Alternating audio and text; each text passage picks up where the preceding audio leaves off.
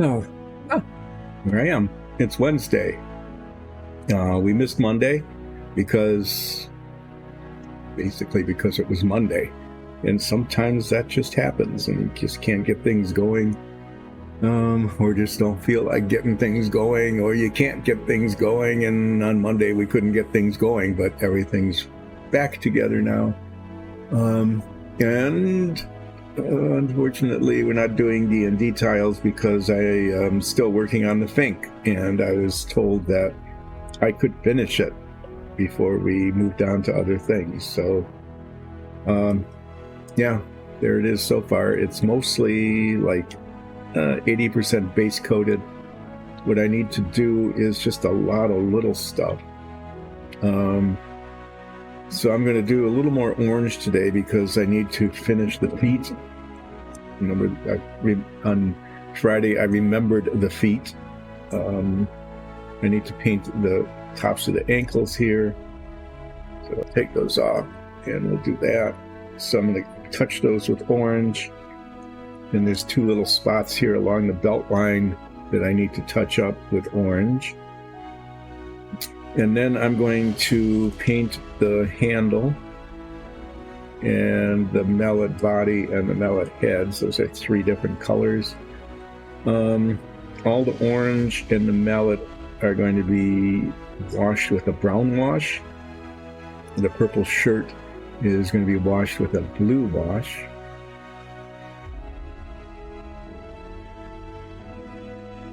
Flip time, yes.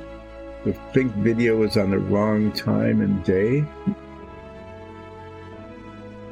I don't know if that matters, but I think we're going to have like 2 Fink videos yet before we get back to things that are a little more Dungeon and Dragon-y. One of the things about this model that I'm discovering is this arm with the hammer, moves, but it also rubs against this. And as I mentioned over and over, I did all sorts of things wrong because I just pulled this out of a box and said, okay, let's get going on it. I didn't prime it. So there's a little bit of a problem with paint adhesion going on. This line of the belt looked really good on Friday, but now there's a little touch there. Then I pull the black paint out and do little touches. So I'm going to be doing a whole lot of little junk today.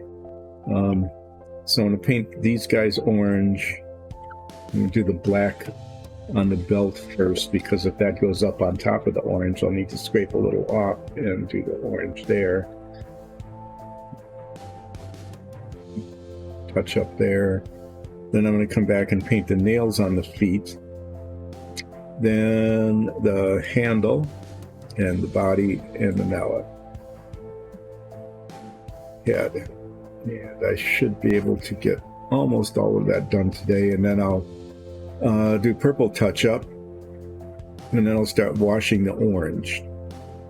There's a lot of orange to be washed, and some of it is pretty touchy because it's around areas that don't, Anyway, I am not sure if I want to paint the pants now or wait until everything's washed. I'm hoping that after everything's washed, the paint will be adhering a little bit better, or at least it won't be so susceptible to being scratched. Like you can see these scratches all over the place. So I'll be able to hold it like up here and paint the pants. The feet go in here and the pants go on the outside, so the inside of these legs gets painted black. That'll be the spots in black everywhere. Yeah, so I need to do some black touch-up. I'll do the orange, now I'm going to do the black, and then the orange.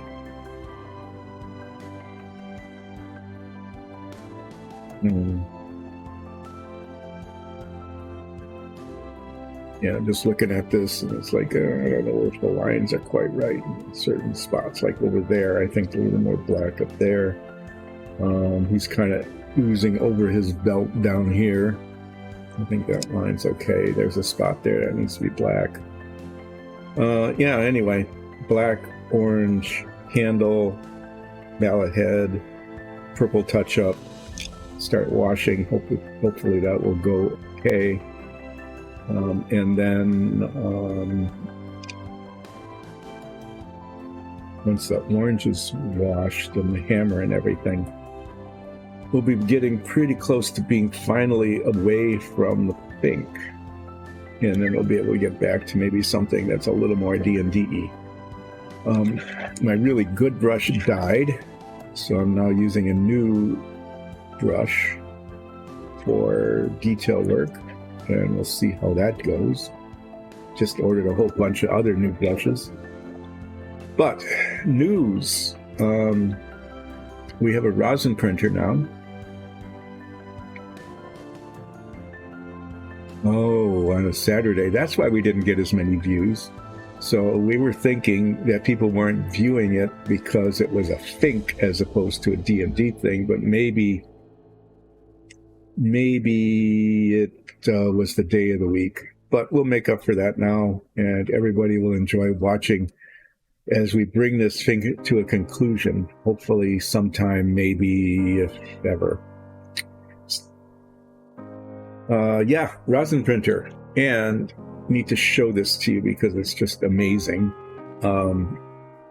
This was the first not test print on the rosin printer, and you can see it's a beholder. You can tell it's a beholder because it's got one eye and a bunch of eyes. Well, there's lots of eyes, but just one. The detail on the mouth, the teeth and the fangs, the scales is really pretty incredible. It came out really, really well. Alexis was working on the rosin printer for, I don't know, like a week and a half, probably like 60 hours to get everything working perfectly. And this came, and it's been primed. And I will tell you that I'm not going to tackle this. I'm going to let Nikki paint this because she's good at painting this kind of stuff. And this is kind of, I mean, I could chug away at it, but it wouldn't look nearly as good as what she will do. So I'm not sure when this will show up on the stream, but it will. And it will take probably several streams because there's so much work and detail involved. And then this will be given as a gift. So yeah, just, it's pretty amazing. And I expect that what we'll be seeing then, now that the rosin printer has been made to work really well, that there'll be some additional minifigs coming out, and we'll be painting those and probably using them on our D&D stream. Let us do a flip. I'm going to flip this piece of paper on which I wrote the colors that I used on the Fink. Flipping this, it's just not working. It's going way off camera. Start there. There we go. We'll have to start upwind. This is a pretty sad flip, isn't it? Yeah.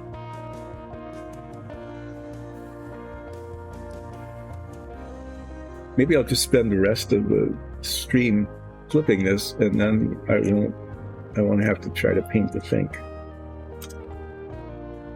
I'll just say this: I built these big Daddy Roth models when I was probably 12 and 13. I've mentioned that, and I'll keep mentioning it. And they went really well. I filled in the gaps with paint and the gaps that you get when you glue things together, and I painted them along the edges, and I thought they came out really well. But I don't remember them being as challenging as this is to get right. No. Maybe my hand was steadier, maybe it wasn't quite as compulsive about getting it right. But it's been kind of a challenge to get the boundary edges correct. But there. So that's my confession. It's that this has turned out to be harder than I thought it would be. I thought it would be like a two-stream kind of thing. Slap some paint on and all done.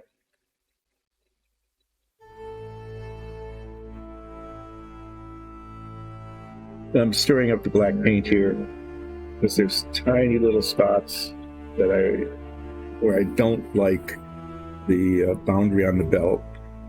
Like I said last Friday, it looked fine, but today it doesn't. And yeah, so I did these when I was young, the originals, when they first came out.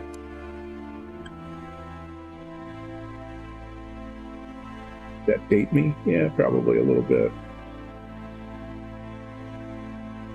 This new brush is so far I've used it on 2 spots and it seems to be working.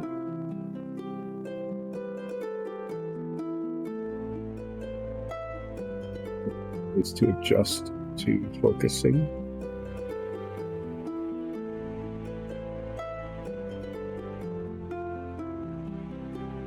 You know, it's these like tiniest little bits.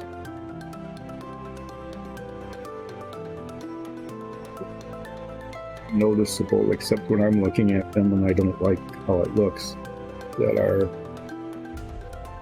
take the most time to make things, yeah. So this is one of those things where I'm trying to get this tiny little spot, and I know that this is just going to lead to tears, but I'm trying it anyway.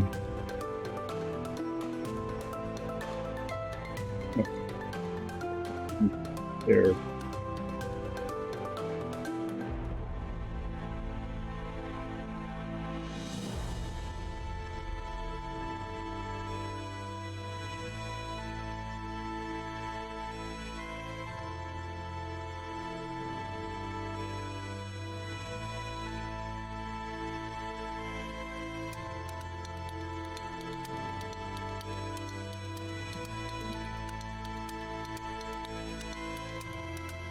We're having Michigan weather lately, but constantly changing air pressures and humidity, and allergies are, well, the snow's melted and there's lots, we live in the woods, I guess you'd say, and there's a lot of leaves, so there's leaf mold.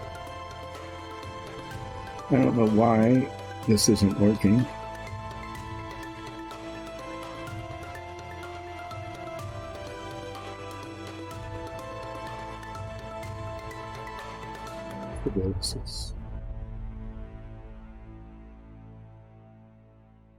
It's trying to get this up like this tiniest fraction of a millimeter higher. But the brush is black on black and it's hard to see where it is. And at some point, I'm just going to say that's as good as it's going to get. And I'm going to say that right now. That's as good as it's going to get.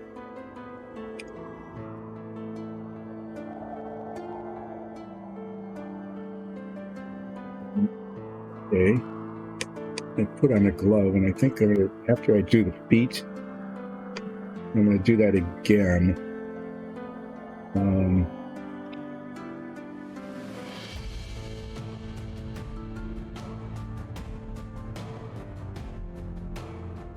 Orange.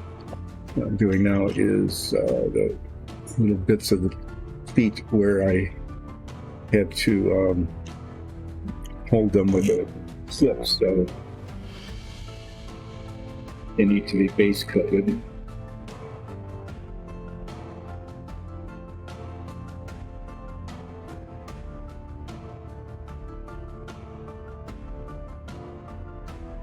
There's some tiny little spots in the model itself that need to be touched up. And I think I'll just do those first. I don't know if you can see them. There's one there, and there's one there. That's where a little spot of black paint got on.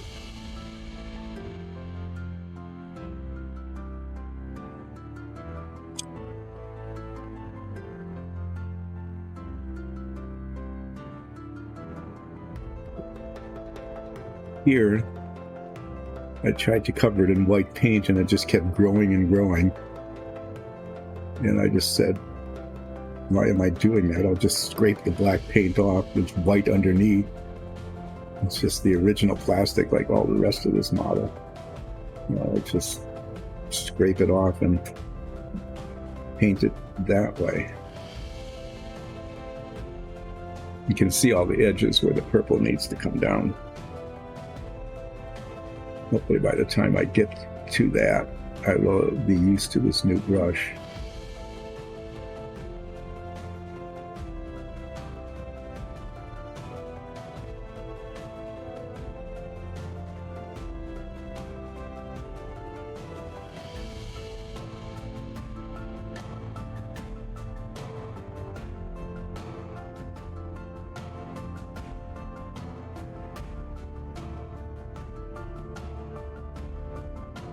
Okay, so now I need to paint the feet. I don't know, this brush isn't really good for that. I'm going to use a slightly larger one. I'll come back to this in just a bit though as I do the toenails.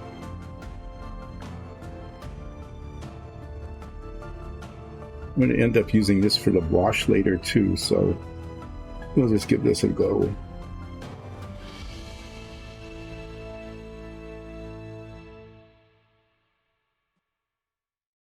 Try to get the paint on thick so I don't have to do a second coat.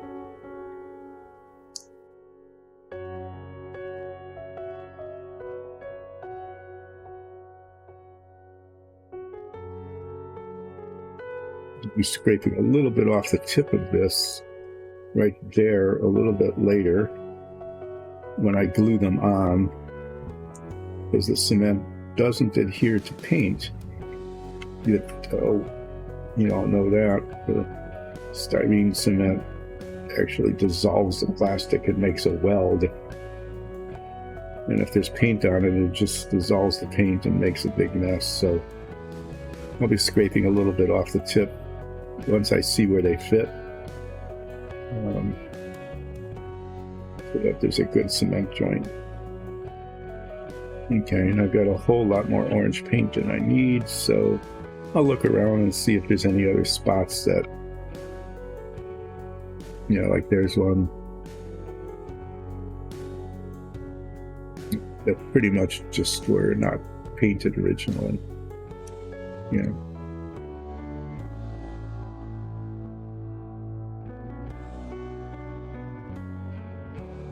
I think the boundary with the beard and the eye came out pretty well.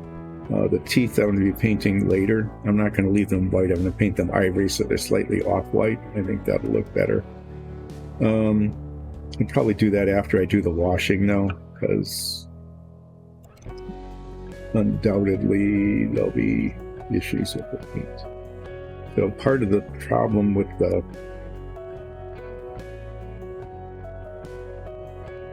hand brushing against the side of the model as it goes back and forth is that it affects the paint here.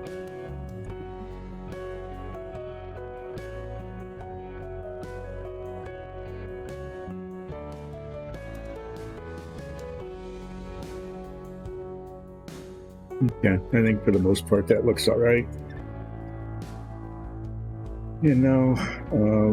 Let's do the toenails. And then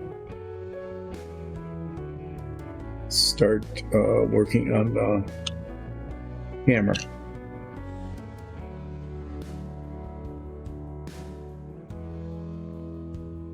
And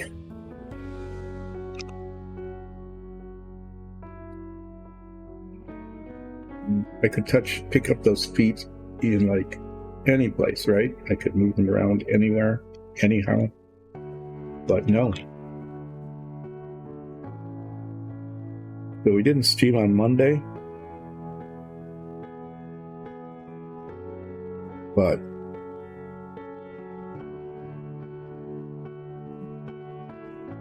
Apparently managed to save. Oh, this is Monday. Everything's going. Yeah, I spent about probably a third of the stream complaining about how things are going, and it's almost always at the beginning of the stream. I think maybe you've noticed that. Apparently it takes a while for me to get things working well with my fingers and hands and all. Anyway, this is what the nails are supposed to look like. My little chart here that I was flipping around says I'm using bone white. That's this color, so we'll give that a stir. And we'll put those on the toenails, see how that goes.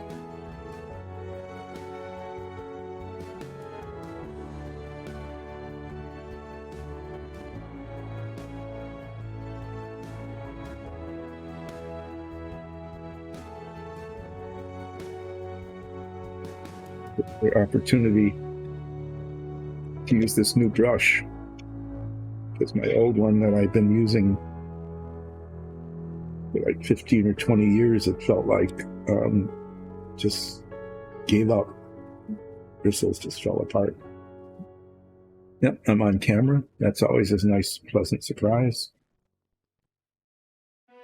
Start painting the toenail again.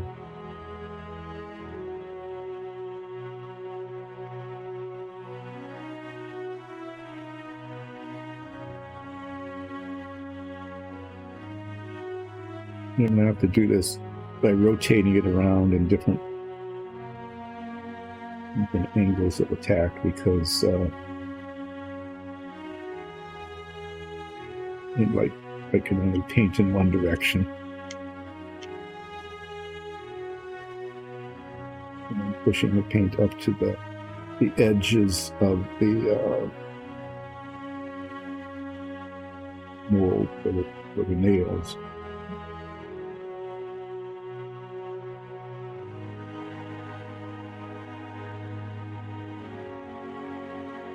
Getting pedicured here.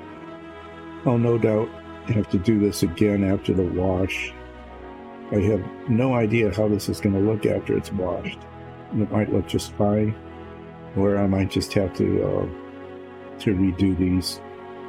Guess that's one of those things we'll find out when it happens.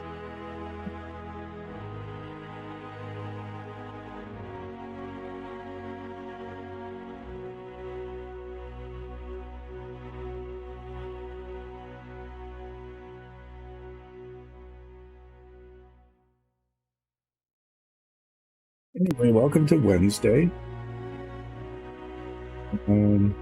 Yeah, I was complaining about Michigan weather, so I'm going to complain about it some more, because we had a couple of days. They were very odd days because, believe it or not, there was sunshine.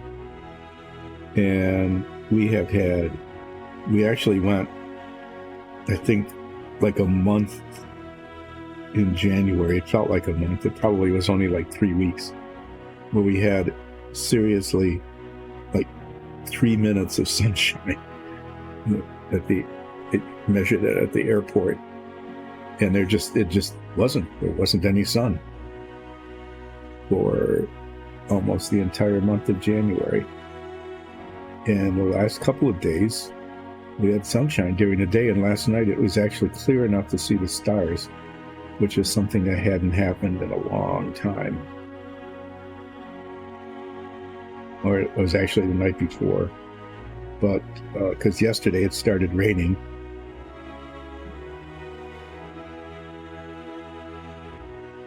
And it's true, when you get older, you do get achy when it rains. I think it's the air pressure change.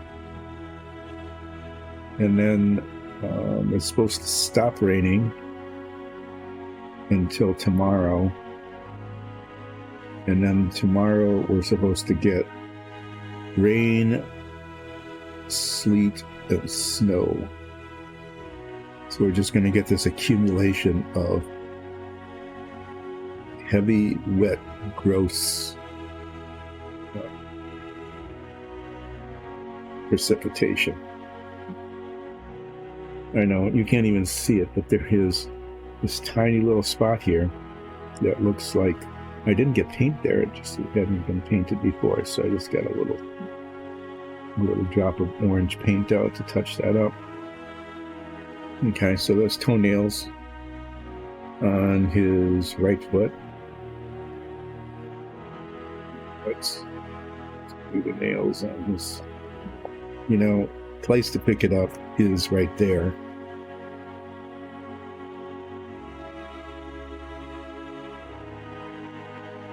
Paint is.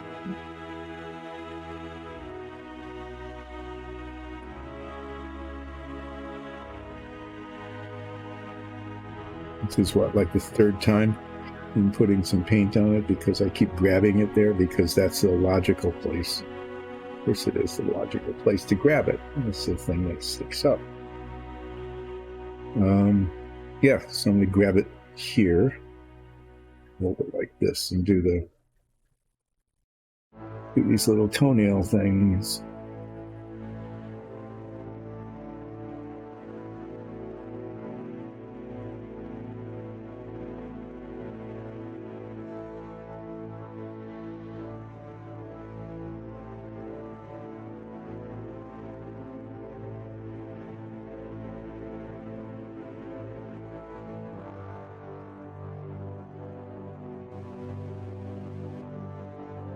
This is a pretty good brush, which is good because the purple touch-up is going to be, it's just going to be a lot of it. And if the purple gets onto the orange doesn't cover the purple. So I'm going to have to get out the X-Acto knife instead of trying to paint it white, little spots, and then having like 4 layers of paint. Like orange underneath and then purple on top and then white on top of that and then more orange. I'm just going to scrape it off to the bare plastic. I'm going to handle that if purple gets back onto the orange, and then paint the orange and then come back and touch it up with the purple until I get the boundaries where I want them. And then of course after I wash it, I'm going to have to be really careful, try not to get the wash after I wash the orange onto the purple, because I'm not sure how that's going to look, but it probably isn't going to look like I want it to.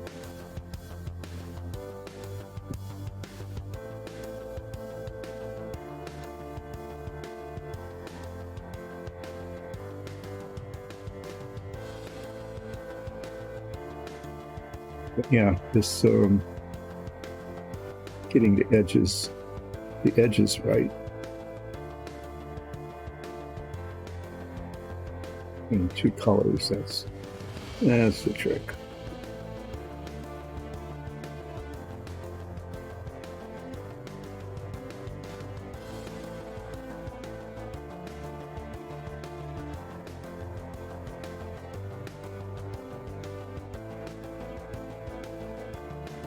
So yeah, last Friday I was thinking I was almost done, ending the stream like about 5 minutes early, and then I looked at the model and realized that there was something significant missing down here.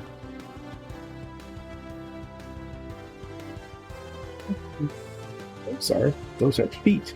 And I then went back to the box and dug them out.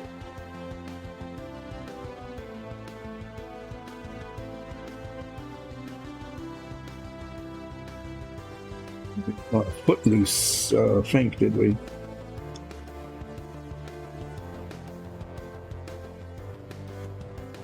Could make, I could say things like then he would be defeated, and I could do things like that, but if I said things like that, then people would say, it's like horrible puns.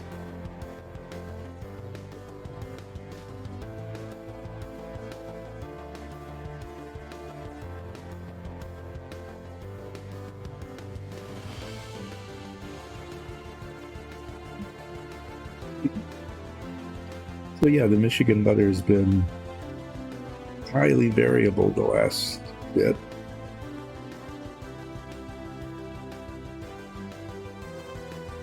Those look all right.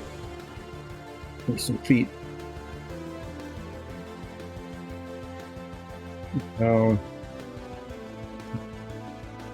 what we're doing is put on a glove because I'm going to be holding this, and I found, maybe it's my imagination, I'm not sure, that if I put on a glove, I'm less likely to pull paint off of the model. To be holding it there. I'll be holding it, but not be holding it.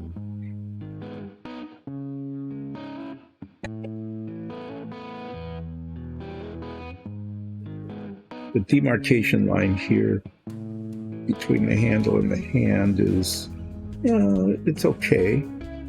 It's not bad, but it's a little bit hard to get. And then on the back of the hand here, where it's not going to ever show, it gets pretty tricky because of the fingers and because of the angle. But there's a lot of contour on the hand and then around the fingers. Let's see how well I can get this done and not have to come back and scrape paint off.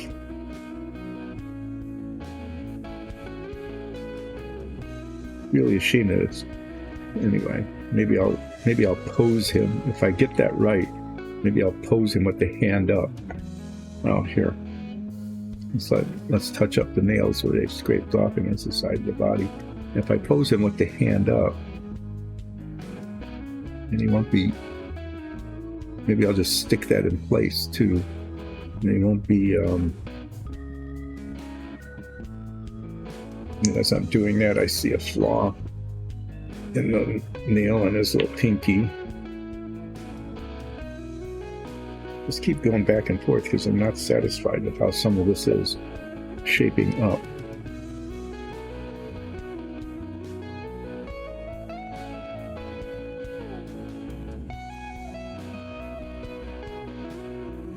Yeah, if I pose him like that, then his hand won't be scraping against the side of the body.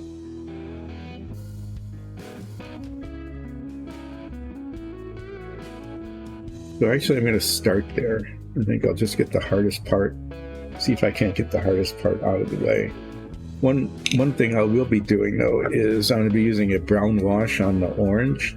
I tested that earlier. I used a couple of different colors of body color and 2 different washes, and that combination, the orange with the brown wash, ended up looking pretty good. This orange tones down quite a lot into a little bit less weird. I mean, not you want it weird, but a little less fluorescent look. But I'm going to use some colors on this, and I'll be able to wash the whole hammer also with the same brown wash. So that's a little bit of a cheat, but it'll make this whole process a lot easier. And so I'll really only need, where I'll need to be most cautious with the washes around the eye and the beard, and of course around all the purple, because I don't want the wash to get up onto the purple. But I will need to get the wash on all of the orange because it changes the color enough that if it's not washed, it's just going to be this burst of bright orange color. Set these feet out of the way here. Pull out this color. This is called red brown. Very nice chocolatey kind of color, and it dries to kind of a nice dark brown that isn't going to show the wash very much. But I don't really care about the handle showing it as much as the mallet head. The handle's just wood, so it's just brown. It just is that color.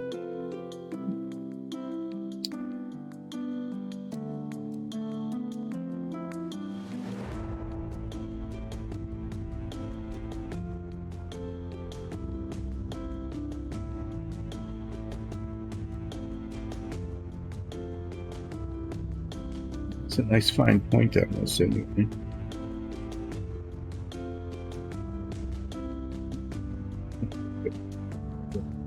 Surface area, but it is good at getting paint up to where it needs to go.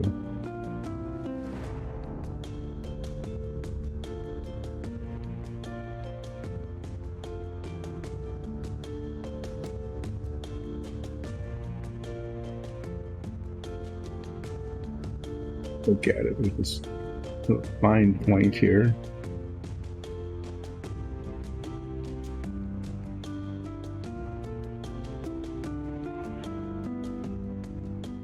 A little bit of paint right there.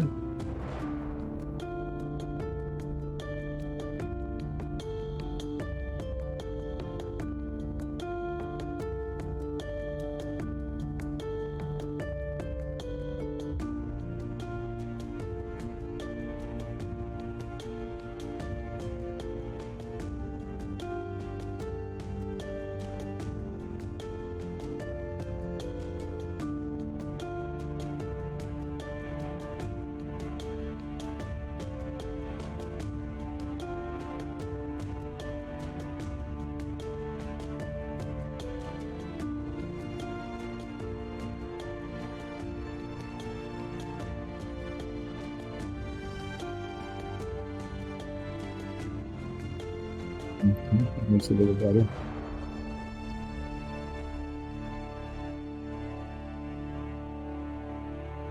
It's a little tricky.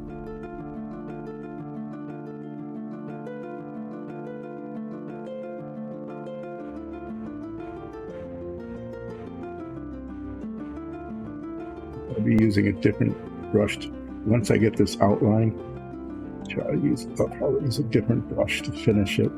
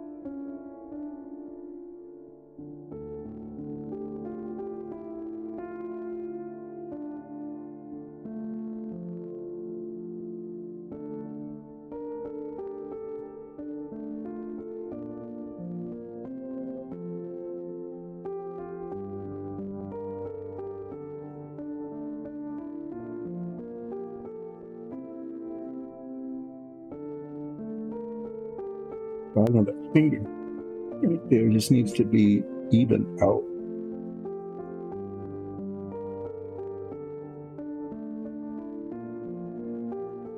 It's one of those things where it's more important to have an even line, especially if it's a little bit ambiguous about where the line would ordinarily otherwise be.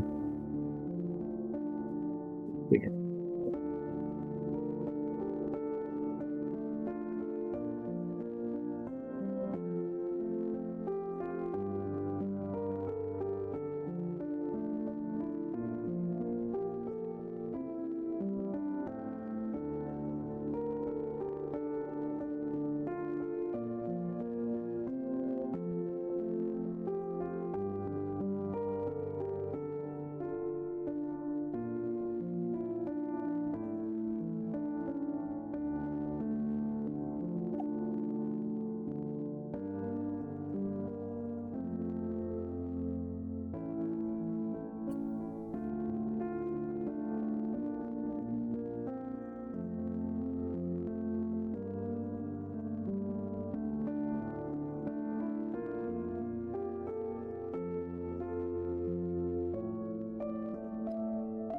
I'm just being really quiet as I'm trying to get this done.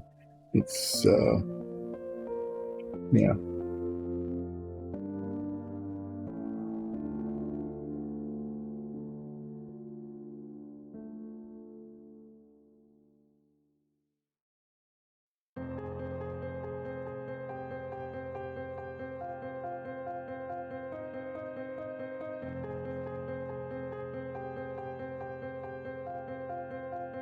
I think it was easier to do this on a minifig that was like a tenth the size, because I'm not sure. Maybe it was just because it was so small that these little variations like this didn't show.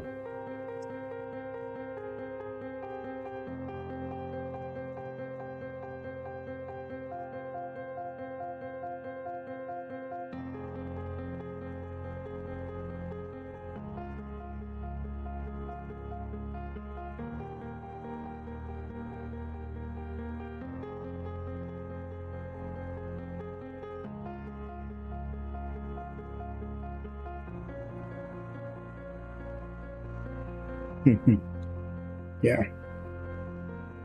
Yeah, I came at it from the wrong side and I got paint up a little bit higher there. Right there, because I was coming at it from the other side a little bit higher than I wanted to, and that's going to have to be scraped off and touched up. Hopefully just once rather than back and forth.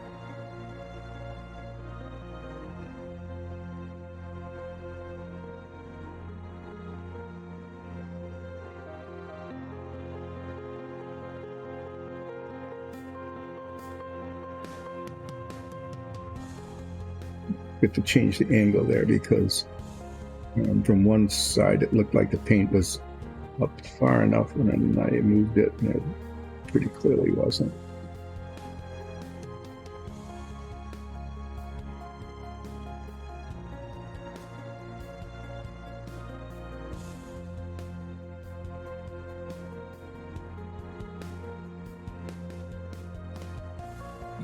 There's that spot there that I got when I was trying to reach through from the other side and couldn't see where the brush was.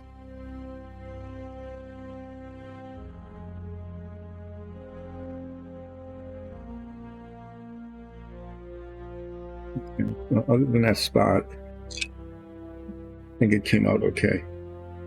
I'm just going to finish this up with this brush, just get a bunch of paint on it and coat it pretty heavily here, and then I'll get around the top.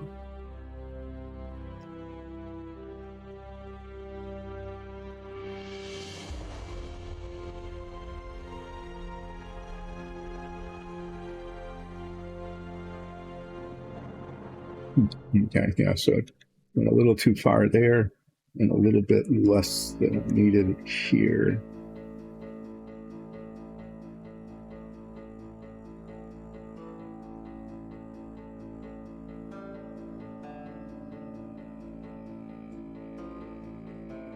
Now, get around the top of the hand.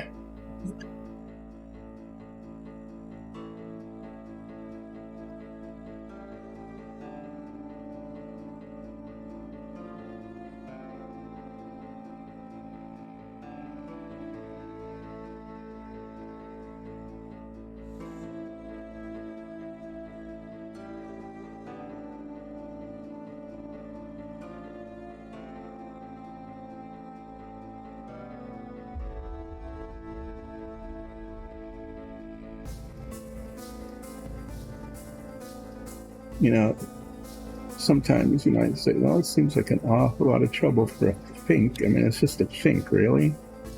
You have to be that precise with it.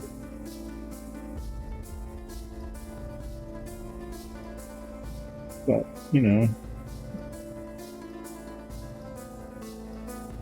it's relaxing painting, so it has to be perfect. Oh, it's not going to be perfect anyway, but it has to be pretty good. Can't see down there because I can't see it from here.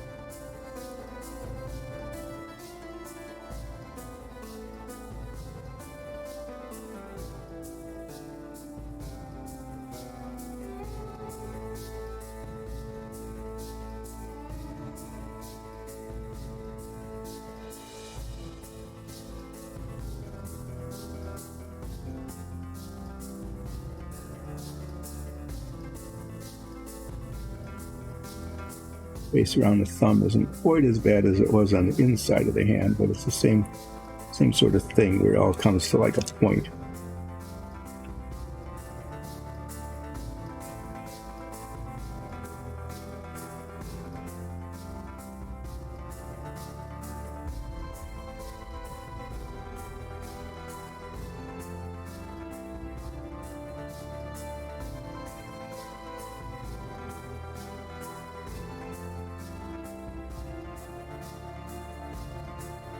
Kind of like melted chocolate. I really like this color when it goes on. It's very pretty.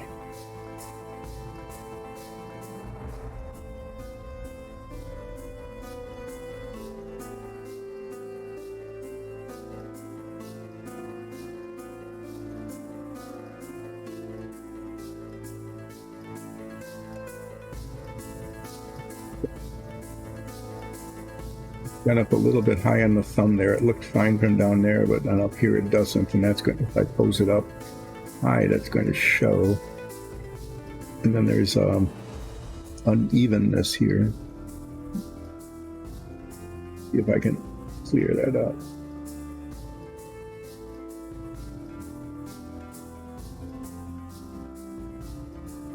So the way I'm going to have to do that is I'm going to have to scrape a little bit of that off. And hopefully the paint will come off without peeling a lot of it elsewhere. And then touching it up with orange again. It might take a couple of iterations. We'll see.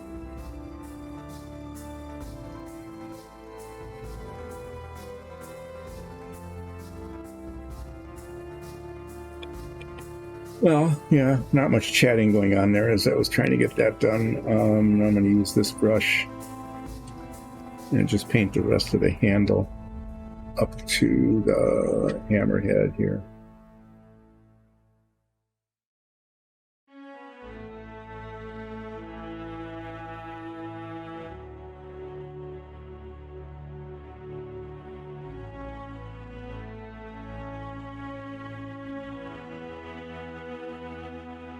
Paint is going on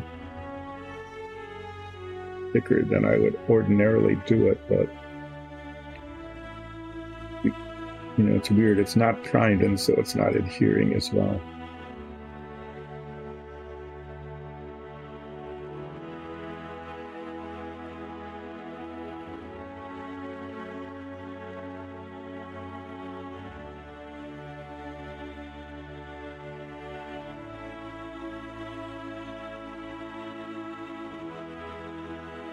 It's going to take a little while to dry.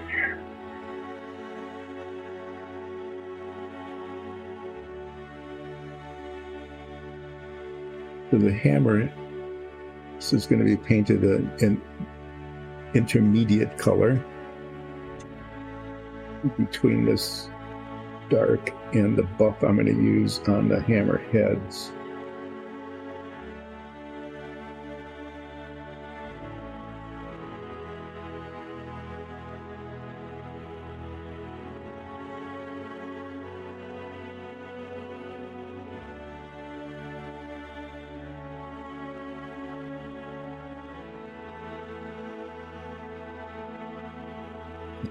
Wouldn't leave any spots uncovered.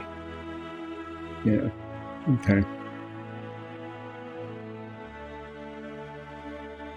I have to say I'm like 95% satisfied. It's just too bad I got that on the thumb there.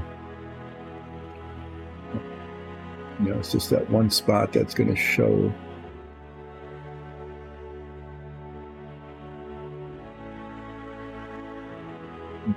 But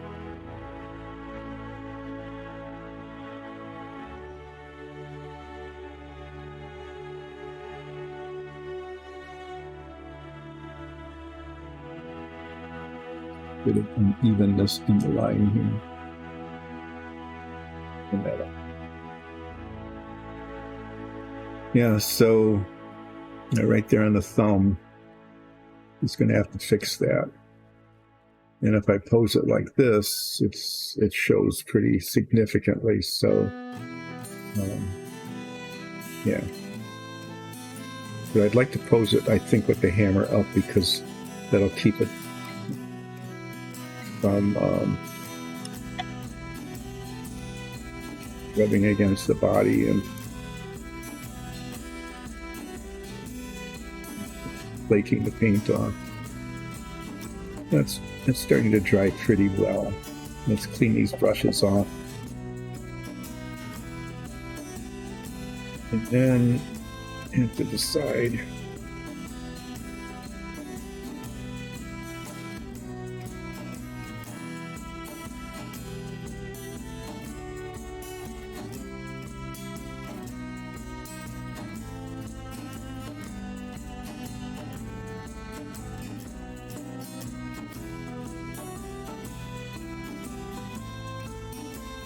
One thing you might have noticed, I don't know if you did or not, is that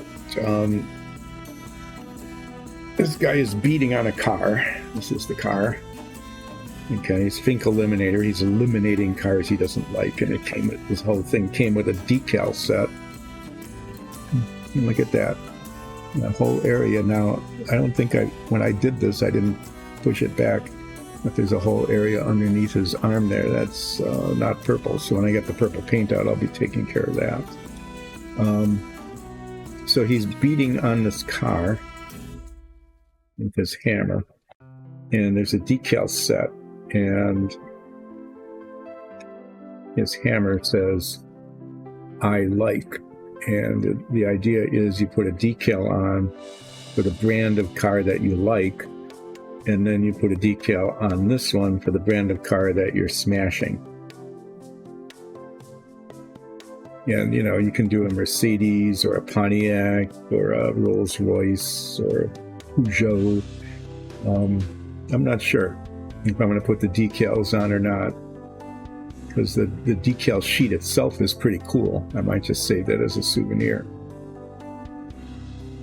But I painted these hot pink, and they're incised, but I need to paint around them. So that's going to take a fair amount of little detail work. So if I can, and I can't, I must have touched it, right? I want to get this while it's still wet. Okay, I'm seeing all sorts of problems here. One is that I touched this apparently and pulled some paint off the middle of the handle. And the other is looking down at this. There's a huge unevenness right there. Oh, okay, that's what it was. That's where I did that blop of little paint. When I came at it from the other side, that caused an issue. Yeah, so there's the thumb and that spot are two spots I'll need to fix when I take the brown paint off and put a little dot of orange paint on. So if I'm careful in terms of where I'm holding it or how I prop it up, I need to paint around these letters, okay? And I'm going to be using this color. It's a lighter color. It's actually the same color we've been using for the floor tiles, our dungeon tiles. Who's getting a pretzel and I'm not?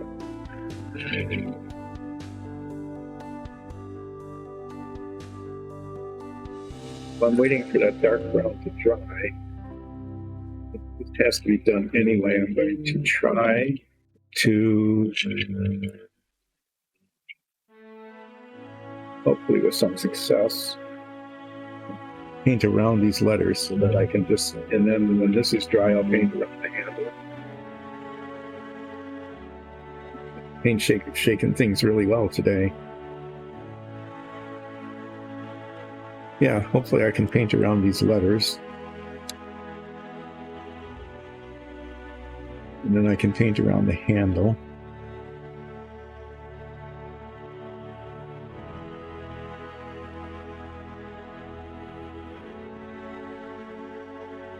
Up, down into the incision thing, the recess.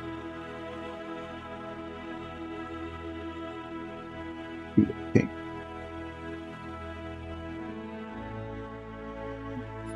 do this.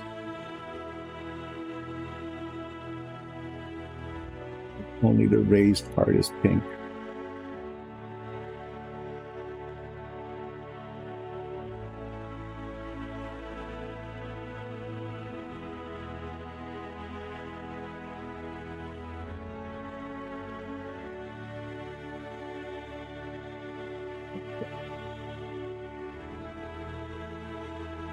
Can do that all the way around, all of the letters.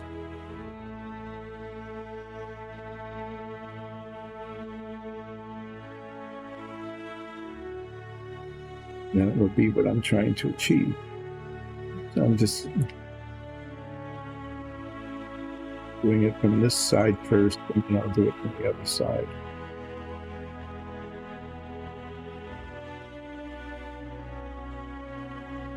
This will show up better, hopefully, once it's painted around.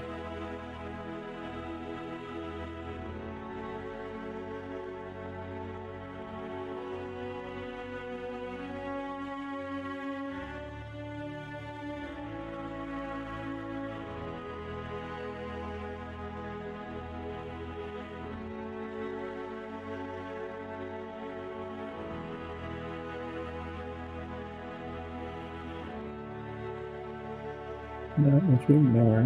Whoa. Okay, it looked like I got it up on the letter. Good. It's just the angle.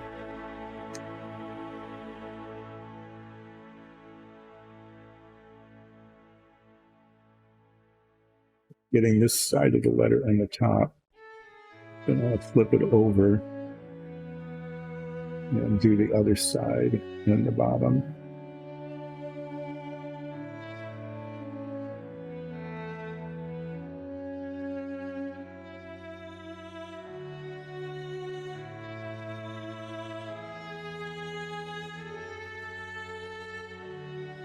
Those are easy. Now I've got a K and an E.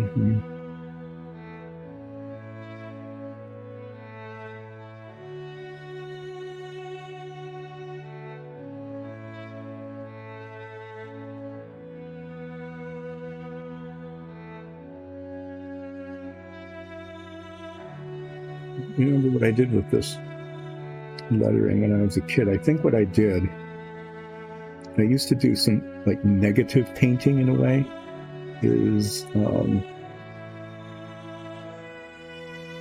would paint it and then scrape the paint away and leave the white plastic showing underneath. And I think that's probably what I did with these letters, since they're raised, is I'm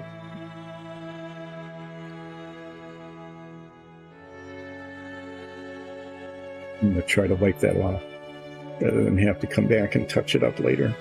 We'll see if I can be successful with that little dot. I think what I did was painted over it and then scraped off the paint, scraped the paint off so that the letters were white. And as I recall, I didn't do any priming then. Definitely didn't.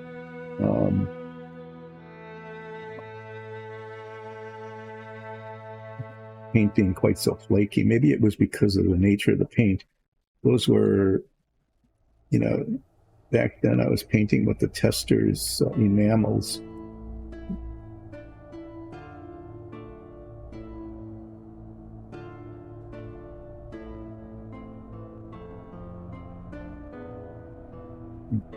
The adhesion was better.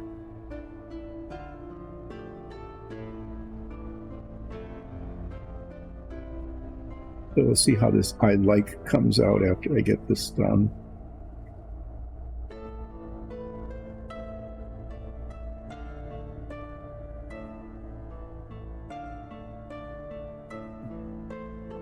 Brown handle probably will be dry enough that I'll be able to, paint up around it.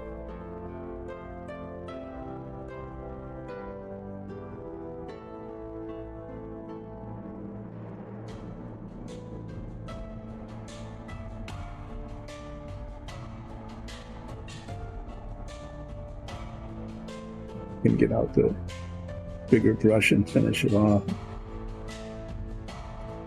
And then there'll be, you can see the mallet head kind of wiggles around like that. It'll be kind of an arbitrary line there because it's not very well defined.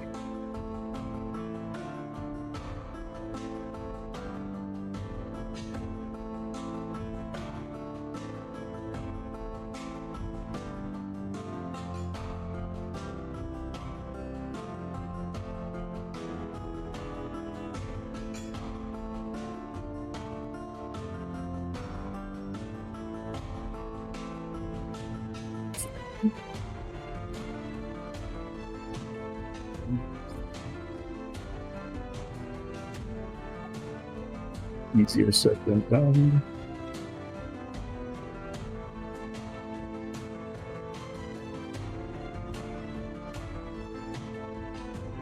Got the camera, that's good.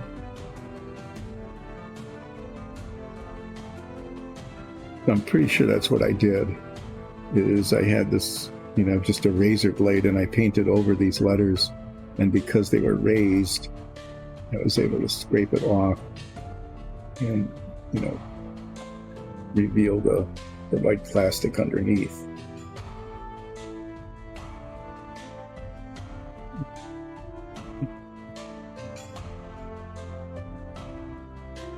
Yeah.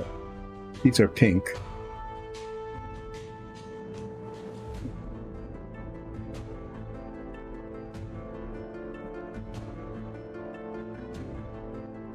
The request for hot pink on something. So the lettering became the hot pink highlight.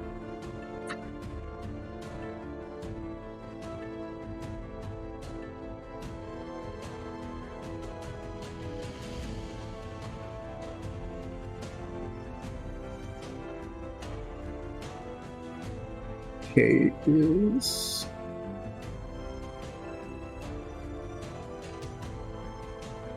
slightly less cooperative than some of the rest.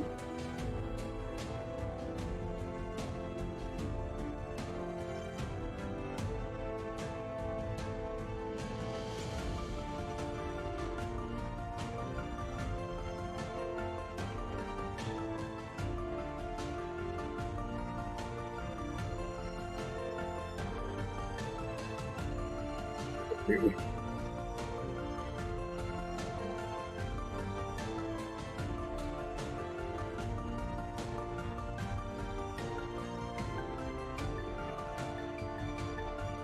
Yeah, nice straight line. I like the way it looked.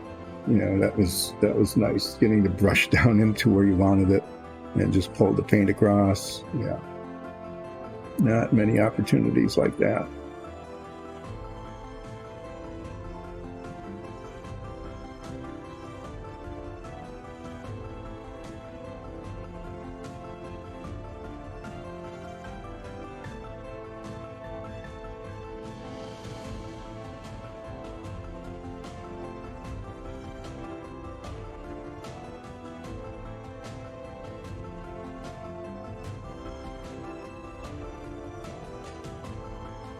Space between them,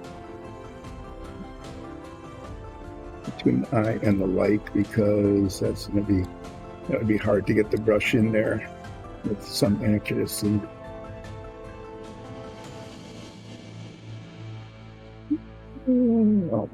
Almost got my finger in the wet paint there.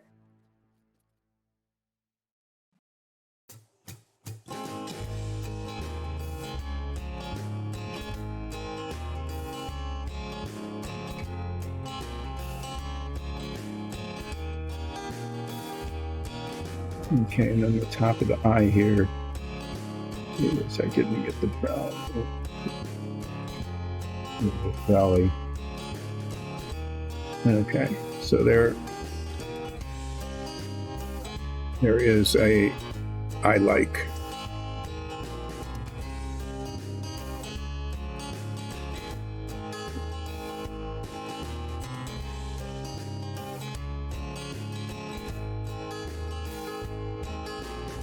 This is another one of those where it's good to look at it from many different angles because they're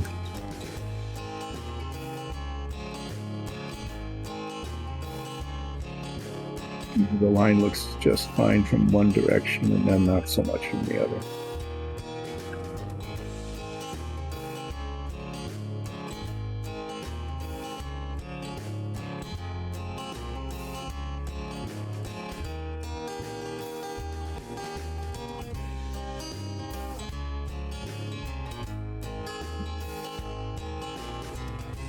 That E is just oddly formed. It looks like, you know, a little bit of pink right there would probably be a good thing, even though it's not.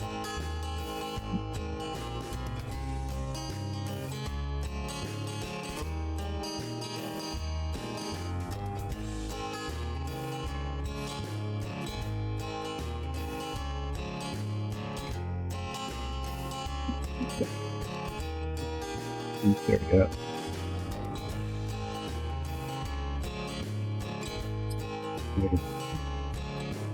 Let's reground a little bit.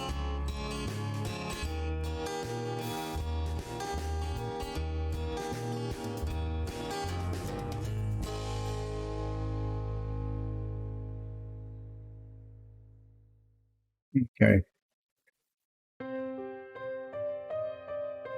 Yeah, but that touch of pink would be okay, and I think the pink actually covers pretty well.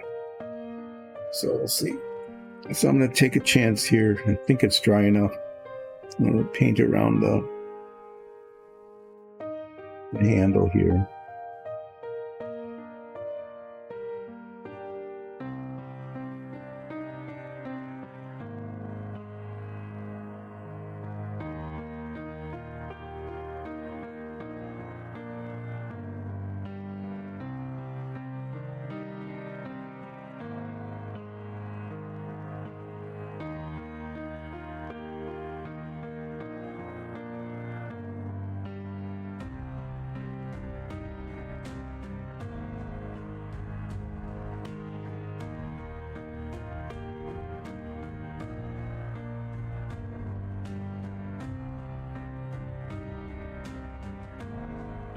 And I'm going to get out the bigger brush and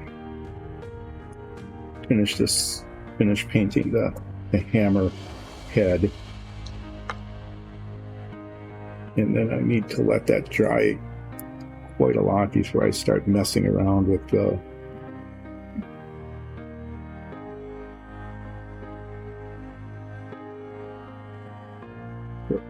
shaded, however it will turn out.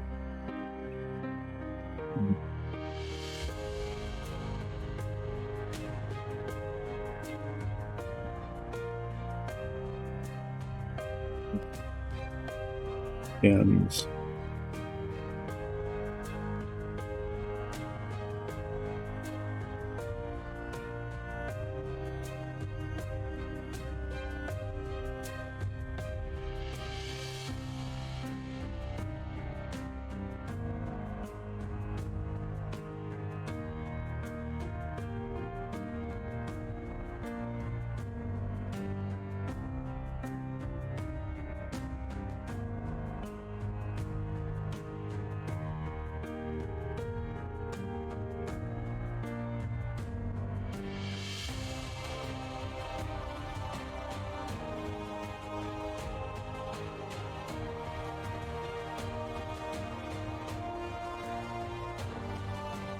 bigger around than it.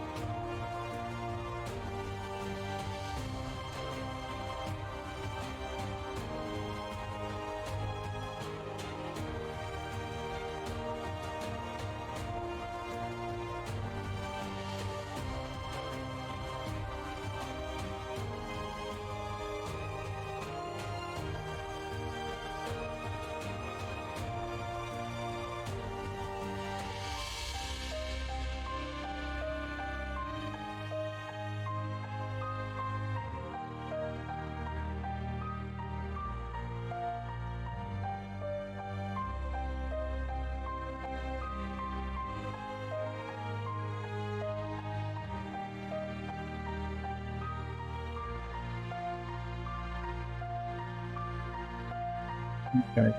So there's an I like.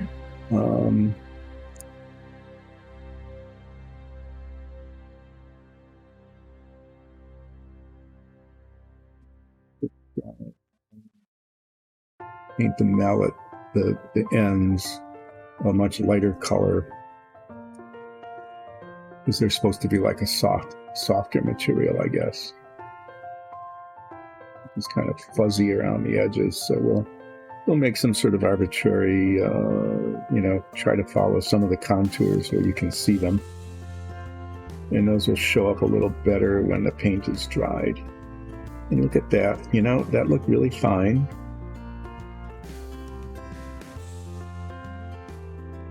Just a little bit there where I wanted brown paint just got a little bit high. And it's really too bad the orange doesn't cover better, because it'd be easy to just put a little thin line on that, but it just doesn't. Oh, nice. Stay up there.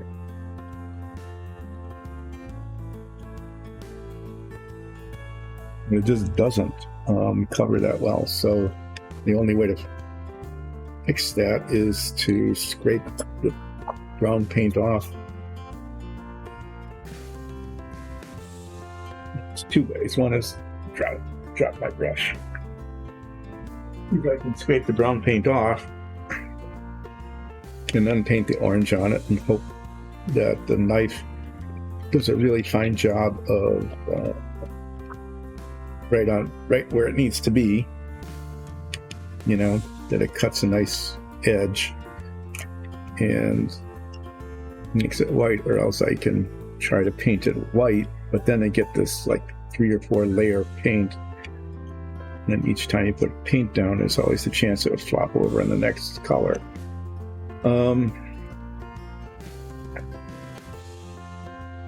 So I really kind of need to let that dry before I can paint the mallet ends. And don't know how this dark brown probably still a little tacky, so it's a little bit too early to take on. I'll just show you with the X-Acto knife. This is what I'll be doing.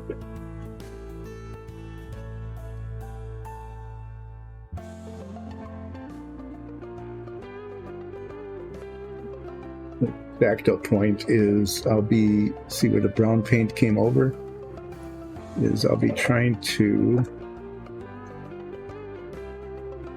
reach down and scrape that off.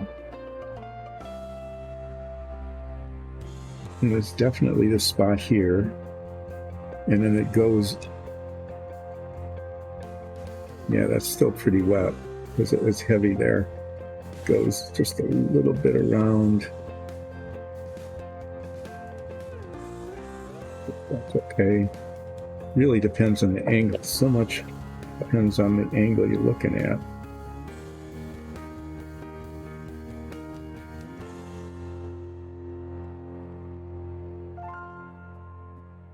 Looked like there was a problem before, but now it looks like it's just that spot there where I came at it from the wrong angle earlier. And then there was an issue with the thumb. Yeah, here. And I'll let that set for just a bit before I start playing around with it.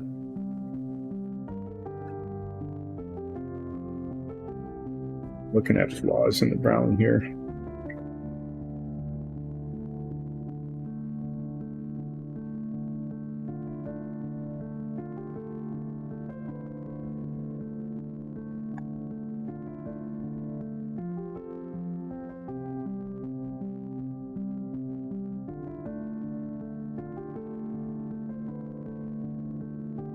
This little spot of pink that I wanted to touch up, I'll get to that probably sooner than later. Well, let's see. Try to recap here. Yeah, I need to play around with the hand a little bit to get that orange brown demarcation line the way I want it up here on the top and down around the thumb. There's 2 spots. The brown needs to go there. I'll get to that a little bit later, but I want to do the orange first. Where the feet holding up? Yeah, they'll be okay. I need to paint the mallet ends, and those need to dry before I do the brown touching up. There's a lot of purple touch up, all sorts of little scrapes everywhere, and of course the edges, those, just none of that came out well at all. So I'm going to try to be really careful so I don't have to scrape purple off the orange again, but there's likely to be another level of orange touch up.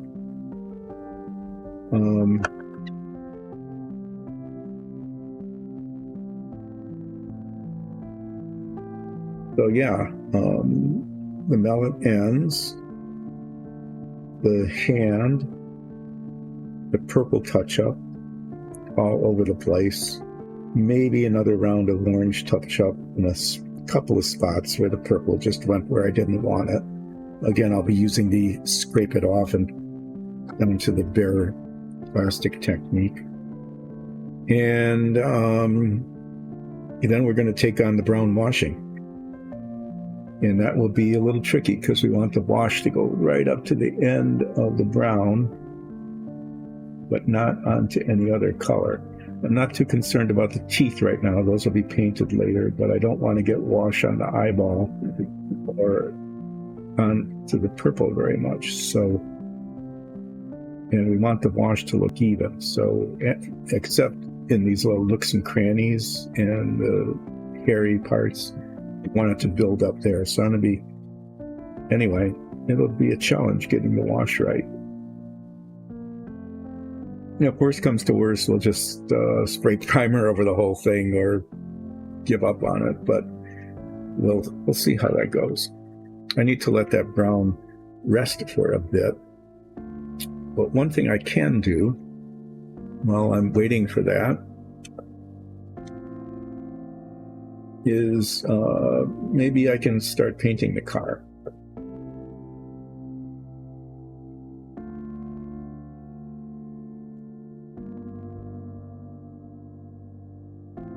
The car is smushed.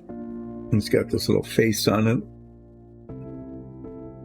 Rubber tire thing, squeezed in eyeballs, flattened tires, busted open doors and trunk. I'm going to paint the car red.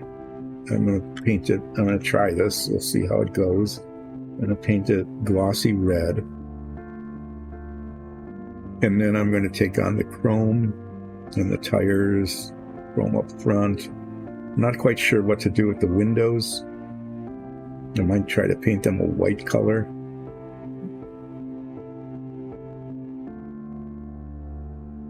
The glossy paint is that it tends sometimes to be a little translucent, so you almost need 2 coats, which builds it up. It's both viscous and translucent. You know, this would work a lot better if I took the time to prime it. Actually, before I start messing with this, I am going to prime the car. Because the paint adhesion is going to be kind of important. And if I'm painting it glossy and I'm not spray painting it on, which would be a pain because I have to tape off all of these areas, and then spraying like the tires glossy and then painting over the gloss paint.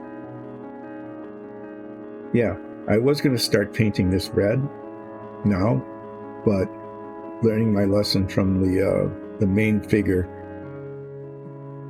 definitely going to prime it, and then we'll take that on later. Okay, I'm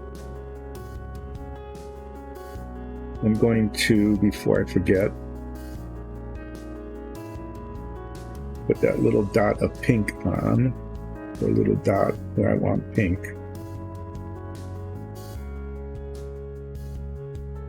E. Hopefully I can do that. It's right down here.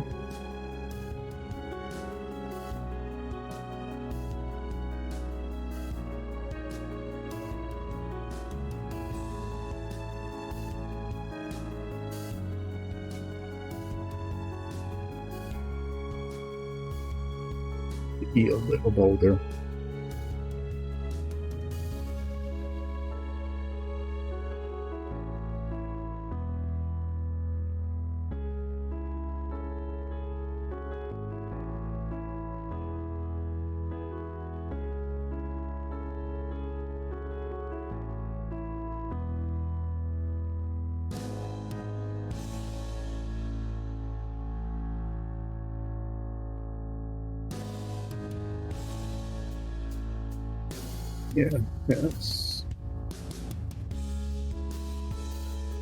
Yeah, that'll do.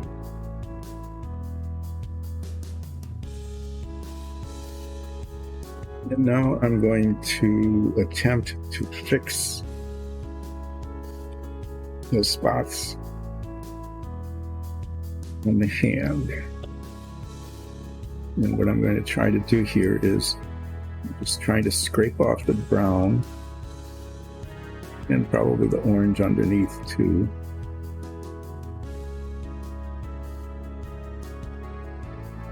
It's too far. We'll open up a little whiteness.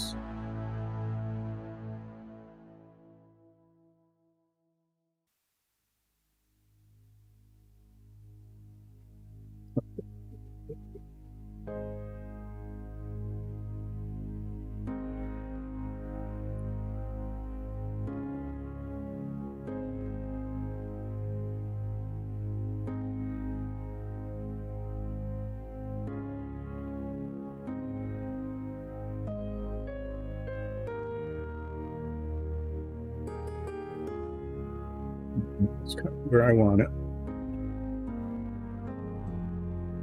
Yeah, and then there was a spot on the thumb here where it went a little further left.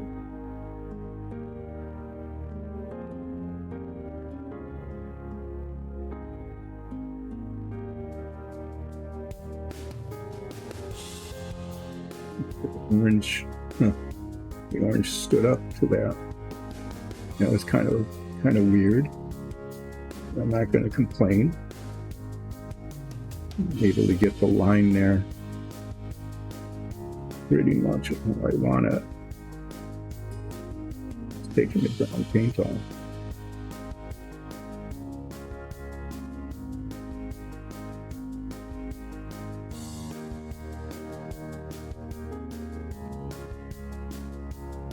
Might avoid putting orange on there.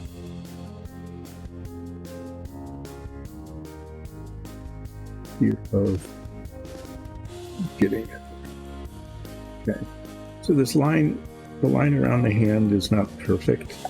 Yeah, it's a little bit shaky, but I think tolerable.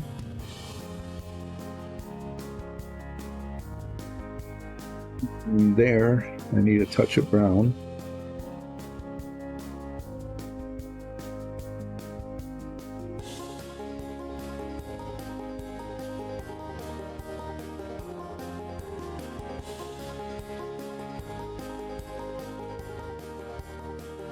There.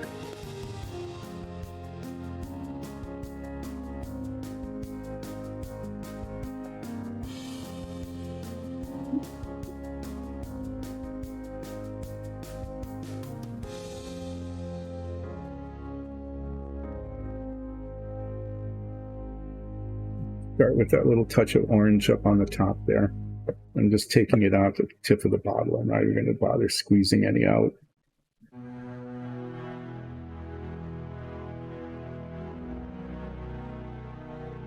Well, yeah, right. That.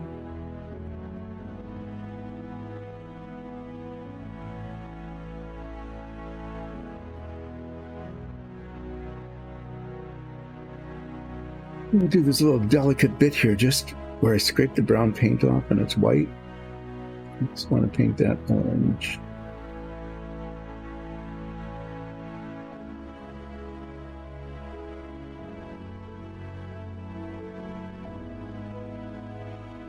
Get an even line there.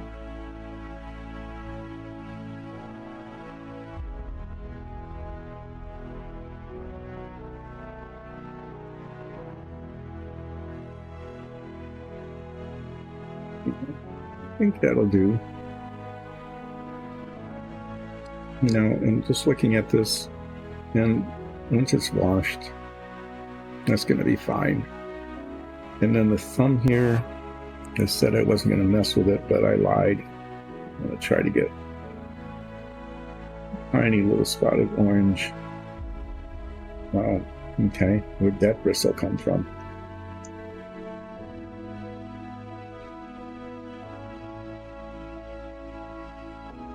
Spot of orange there.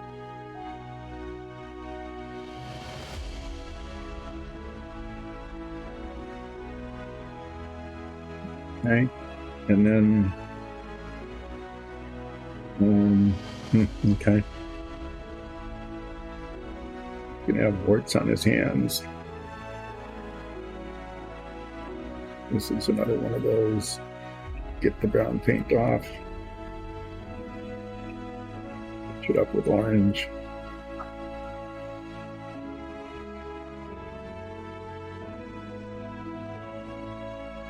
And then there was a spot where I wanted brown.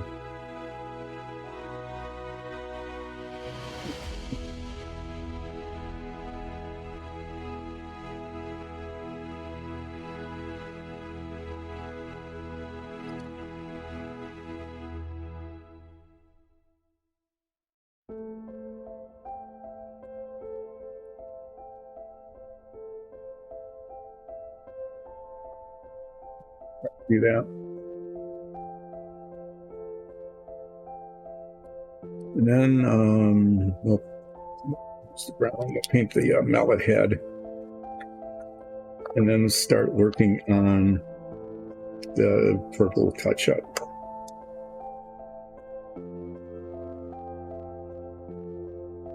I had a lot of trouble with this right in here. You know, just right between these fingers. Just, it's hard to reach, hard to focus.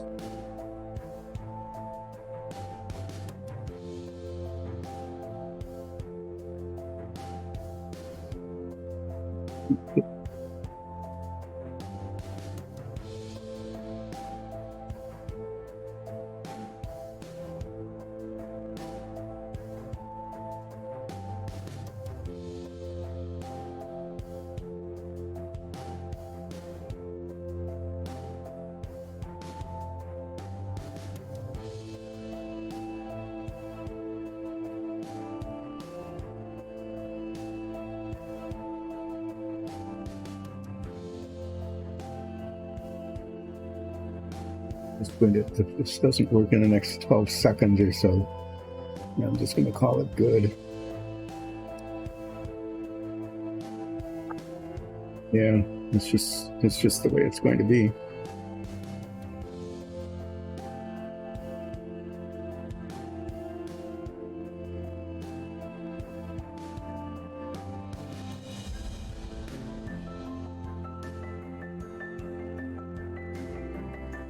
We'll take the opportunity to take a look at the hammer handle.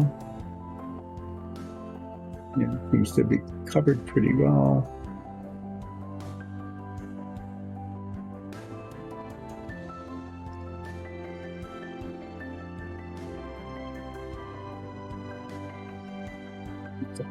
That's a touch-up.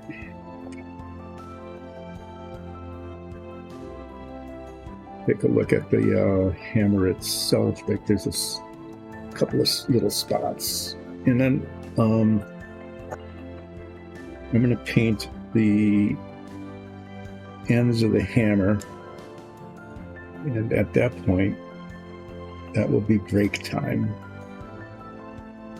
because I want this all to dry, kind of, you know.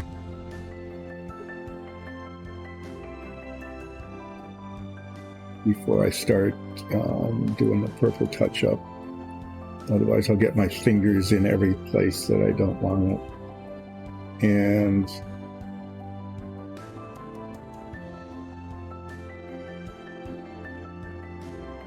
so on the hammer ends,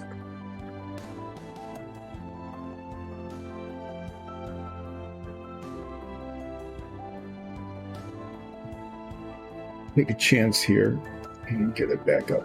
There is, if you look at them, they're supposed to be kind of like this wavy, weird kind of edge, kind of an indeterminate edge. I'm going to use this other larger brush, and rather than the tiny brush, I'll try to get it like a precise sort of thing, and just try to get it looking wavy. That should be pretty easy to just, edge it, just kind of make it kind of wavy. It isn't really clear where it starts or ends. It is pretty clear where there are spots that didn't get painted. I should just leave these open, right? I should have like 4 brushes and just leave these open. And whenever I turn it in a certain direction and I see a spot, I can just pull out a brush and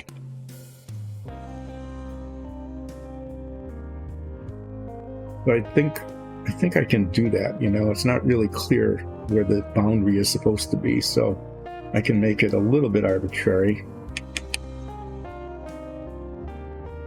And I can use the larger brush and it'll go faster. So I don't know when the last time we used this was, so I'm going to give it a pretty good stir. I think the convention has been, when you open a bottle, to mark the top of it. And it looks like both of these at some point or another have been opened. This has really clearly been opened because you got all sorts of different colors around the top of it. Give this a stir.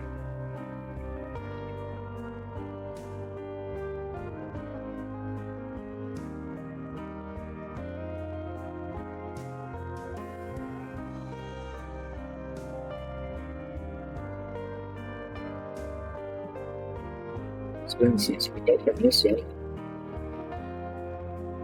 I'm getting a good shake on the screen there.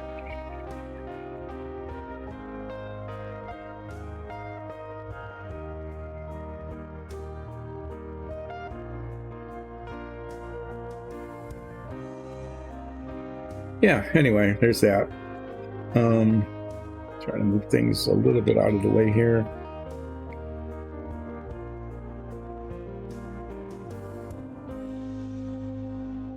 This one's almost empty, actually. So I'm going to mark the bottle cap using the convention we should have been using all along. And just going to kind of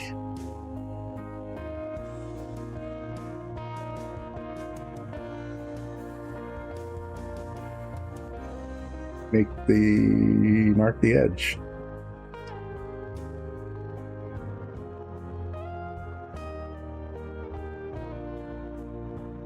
Thing I really have to make sure of is that I get it up to the brown.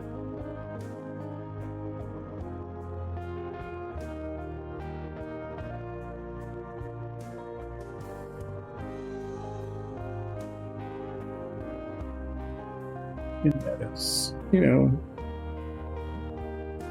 more or less like even.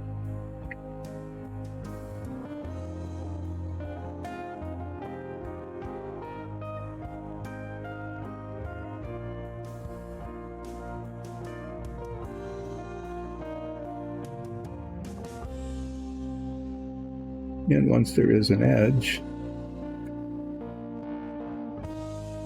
arbitrarily defined, let's paint the rest of it.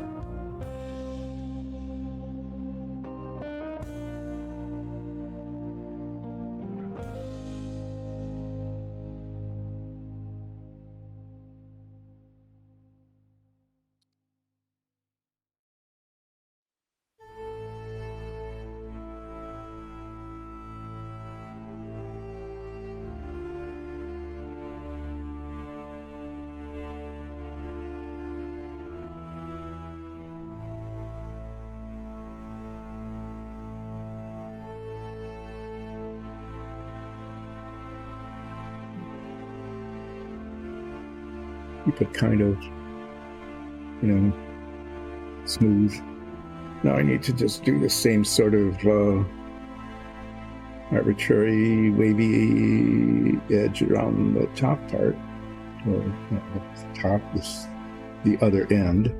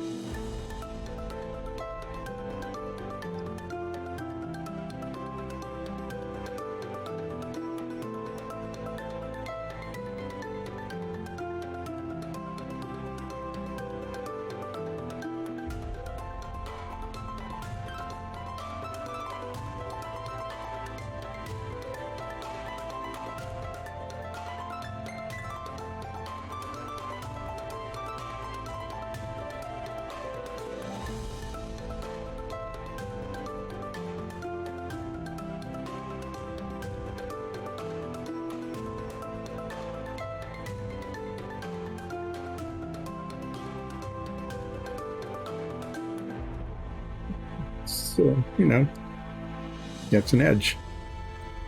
And now we paint the top.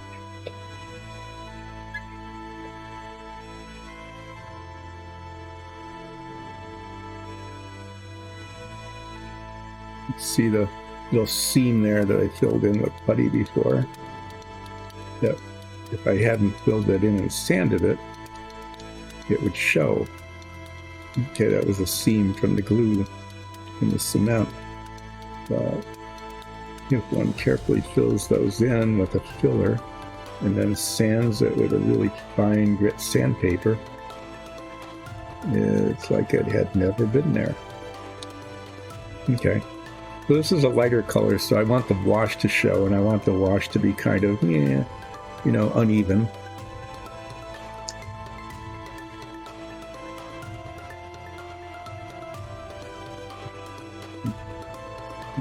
Going to touch up that spot on the dark brown right there, that where either the paint came off or it never got covered or something touched it.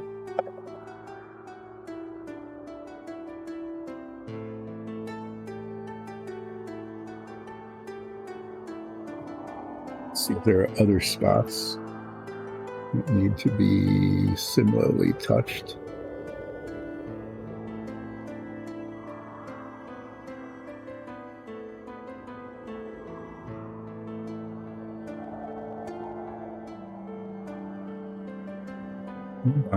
Okay, that's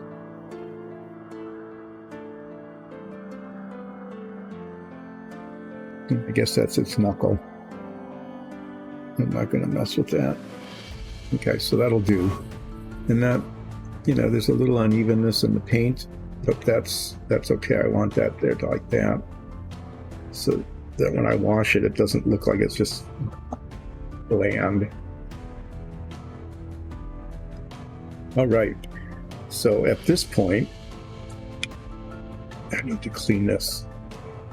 Sometimes the paint, you can see this, the paint builds up on the edge of the bottle, and when that happens, it doesn't seal. So that we tip it over so that the dry paint doesn't fall into the bottle. But there's like a 1/16 of an inch buildup there. Here. Let's recap here. We've got the hammer base coated. We got the feet base coated after we remembered them. The orange, I'm pretty satisfied with all the orange. So what I need to do after the break, I'll be taking a break a little bit early because it's just where it is. I need to let that brown dry before I start messing with it. Is I need to come back and do a ton of purple touch-up. And some of that's going to require retouching on the orange. So I'll be iterating back and forth after the break. And after the purple touch-up is done, I'm going to let it dry just a little bit. And then I'm going to start to wash the brown on the orange. And I think I'll start, what I'm going to start with, actually, is the bottom of the feet. And there's a reason for that. That has to be done on both sides. There's no place to hold it, because that has to be washed too. So I'm going to do the bottoms of the feet and let those dry so that I can flip them over, and one of the last things I'll do is the tops of the feet. And I decided I'm going to run the wash over the nails because it might look okay, you know, especially if I kind of streak it a little bit, like streaky nails. Yeah, and if that doesn't work, I'll just repaint the nails, but I'll be doing the bottoms of the feet. And then between now and Friday, I'm going to prime the car so that I can start working on that, because I want the paint to adhere a little bit better. So this thing's going to be painted red. I might do the inside of the doors. See this? It's kind of not well defined, but I might do that in like, I don't know, maybe this buff color, maybe the color of the body of the hammer, you know, the interior. The windows, I still haven't decided what I'm going to do with the windows. You know, I'm kind of torn. I'm kind of tempted to just paint everything red, and then hope that the other paints adhere to the red, but that probably won't work. So the paint job will be a little bit scuzzy, but I'm going to try to paint around the windows, scrape off what I need to. I might even just leave the windows this plain, the primer color maybe, or I'll paint them white. The headlights will be white, chrome, black, aluminum color for the hubcaps, I think. I'm going to put a gray wash on the chrome, tone it down a little bit, and to show some of the detailing. Tone's black. It's got this little nose. I painted that black just so I could see it, but that'll have to be repainted later. I'm not sure if I'll paint. I might paint eyeballs on the headlights. If it's weird, I might just do that. So I guess looking at this is not too bad. I need to do something about the interior of the door. I'll paint that maybe first. Get the paint on the inside, and then paint the red around it. White windows, chrome, headlights. I guess there aren't as many colors on here as I thought there was at first. It just seemed like there was just a lot of detail on a small thing, but definitely going to prime it. Yeah. So this is just sort of drying right now, and then I'm going to do a ton of purple touch-up, just everywhere on all of these edges. Needs to be redone. It'll be being done very slowly and tediously and carefully, and hopefully not too terribly much will have to be scraped off and turned orange again later. We'll see. And then I will decide at that point whether I'm going to go ahead with the brown wash or not today, or whether I might do something like, I don't know, paint the... Nah, I won't be able to do that. There's going to be purple paint everywhere, and I can't hold it in order to paint the pants, because if I do, it'll just... purple paint will come off. So what I might do, rather than taking on the body here, where there's going to be all this paint that I can't touch, and when I'm doing the washing, I'm going to have to just rotate it every which way. Is I'll probably do the purple touch-up on this. I'll do the purple touch-up on the arm first so that that's dry. And I'll do the brown wash, if there's time, on the feet, the bottom of the feet, then the arm, and then the top of the feet, and finish the wash on this model on Friday. Okay? I think I can do that. So I'm going to take a little break now. Usually I say 15 to 20 minutes. It usually turns out to be 20 to 30, but then I'll be back, and that's the plan. The plan is to do purple touch-up and then practice getting the brown wash on the feet and the arm, and then we'll come back to this on Friday.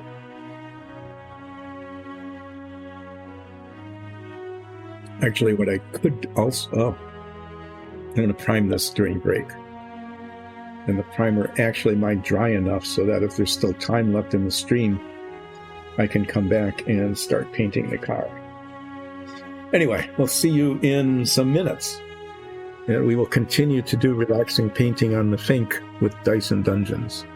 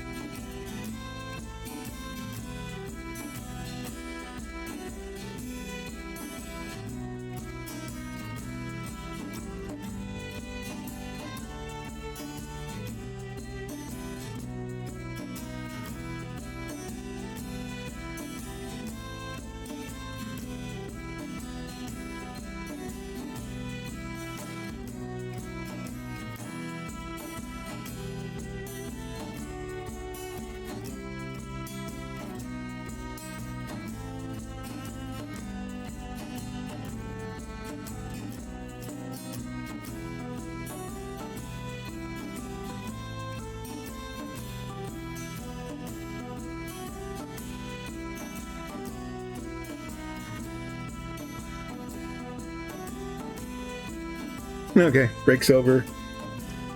Now I need to remember what I was going to do. Painting stuff, I imagine. Right? Because this is relaxing painting with Dice and Dungeons. So now that I'm back from break, I will tell you what Dice and Dungeons is. It's important to repeat this on every stream. We started out as a group of people who were playing Dungeons and Dragons together and having a great time doing that. And decided to do two things. One is get some 3D printers, one 3D printer. Now there's three of them back there, plus a Rosin printer and another one over in the corner. But started with one because it was, well, if we're going to do Dungeons and Dragons, wouldn't it be kind of cool to have like a real dungeon to work through during our combats and our explorations? So started printing out some pillars and walls, just random walls and things like that. And learned how to paint them so that they look more or less pretty decent. And started using them in our game. And then we decided, well, this game is pretty cool. Why don't we stream it? So we started streaming it. And that just kept growing. And now we are in our episodes up in the 70s now, in terms of the episodes available on YouTube and podcasts, but also on our live stream on Sundays at 3 Sundays a week. The schedule is published on social media. So, yeah, we still play Dungeons and Dragons once a week, and that's streamed, and that campaign is going, and we're having a great time. It's a lot of fun. It's a very fun campaign. And the printing of dungeon tiles just got more and more and more elaborate all the time. Started printing out tents and sleeping bags and mage tables and walls and pillars and floors. And so we ended up with taverns and dungeons and throne rooms and all sorts of things. And so that is continuing. And we are now working on prototype, we'll call them production prototypes of, I think, 5 different dungeon sets. And if you'd been watching, you can go back on YouTube, a couple of months, had been painting those. There's wooden floors, stucco walls, cut stone, rough stone, special features like the throne room. Yes, thrones. The necromancy lair has a pool of slime. Anyway, they became really elaborate, and we just keep doing more of those. And you can see the printers churning away behind us. I think what we're working on now is a set of sewer tiles. We did some sewer tiles way early on in the campaign because we were in a sewer. Why not? We spent a lot of time in sewers early in the campaign. Haven't been back in one for a while, though. Can't say I terribly much miss being in a sewer, but it was interesting. And we produced some really cool sewer tiles. And now we got new and improved ones printing now, and we'll probably see those being painted on this stream maybe as early as next week, if I ever get this Fink done. Yeah, so there's that. And then started streaming, if we're going to be producing dungeon tiles and painting them. Well, let's stream that too. People do that. And so we did. And that's what this is all about. So Mondays, Wednesdays, and Fridays from 10 until 2 with some exceptions. The exceptions usually being a Monday when it's like Monday and things happen. But with some exceptions, every Monday, Wednesday, and Friday from 10 until 2 with a break in the middle. And having painted, it felt like hundreds of tiles of various and sundry kind over the last month and a half, 2 months. Now we're waiting for the next batch to be printed. And so that's how this Fink got going. This was in a box, partially finished.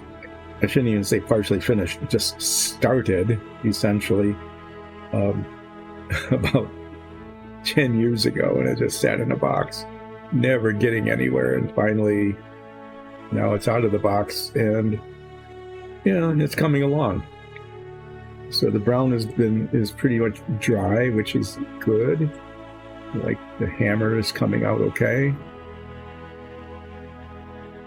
And what did I say I was going to do? Purple touch-up, right? There's a lot of purple touch-up because not only are there little scrapes everywhere because I didn't prime this, but all of the edges are wrong. They're just, every single border spot is just not good.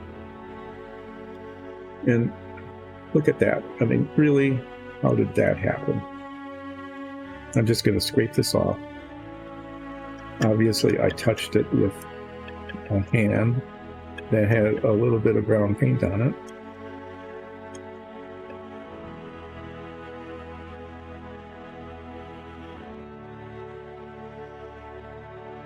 Yeah, so what I found is that the orange is kind of translucent. It doesn't cover that well. And when there's a dark color on it, it's just easier to scrape it off to the bare white underneath and touch it up with a little bit of orange paint than it is to try to paint over it. The painting over doesn't cover it. And if I paint white and then orange, it just keeps building up. That's how I fix that. Yeah, the other thing I did is I primed the car.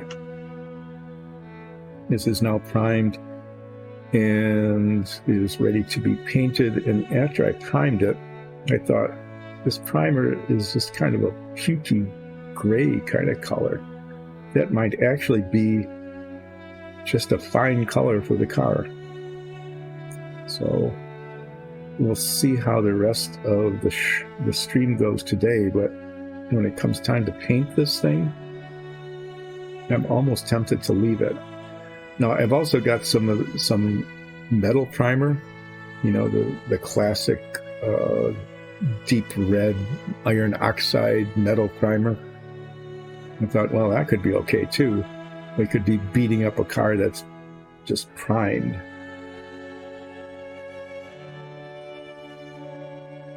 I don't know. I still think it would look good if it were done in a color and then washed, to bring out the... I was thinking of glossy red, but this isn't like a sports car. This is just a beat up, being crushed car. So I may pick a color that deserves to be beat on. I'll have to look later at the color chart and see. But first, it's time to stop avoiding it and start doing the purple touch-up, knowing that I'll be scraping some purple paint off and doing orange touch-up back and forth until I'm satisfied. And then the wash. Yeah. A little bit concerned about that because wash needs to go right up to the edge of the orange without much going over.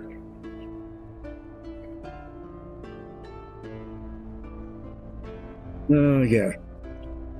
Let's see.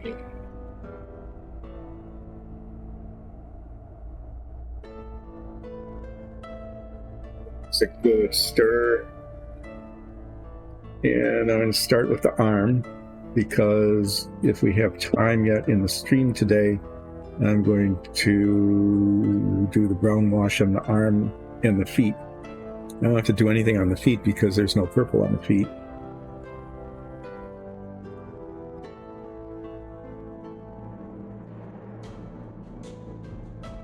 So we'll squeeze out some purple paint and start touching up all of the boundary areas where, yeah, where it just looks really scabby. My eyes, just the allergies, they're just like watering up today. Everything looks fuzzy.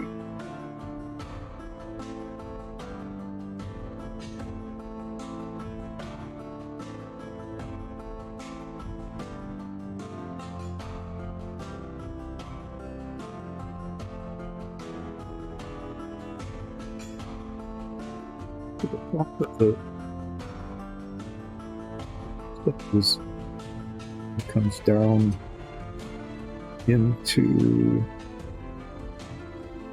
Okay, come on, brush. It's supposed to be a good brush.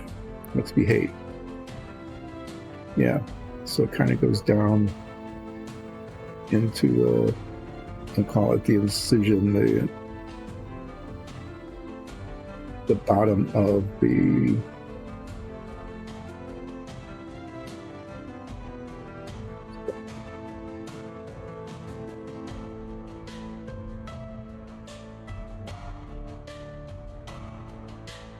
too deep, because then it gets onto where the orange would be, and I'll have to come back onto that. But I want an even line. You know, if you get right up close to it, you'll see that sometimes it goes down deep into it and sometimes it doesn't. Like here, it's got a nice even line. It's up a little high. I might paint around the edge of it, but probably not go too far down into it. Oh my, it's a newer brush and I've got a rogue. It's like either a rogue bristle or a piece of, like one little bristle sticking out further than the rest.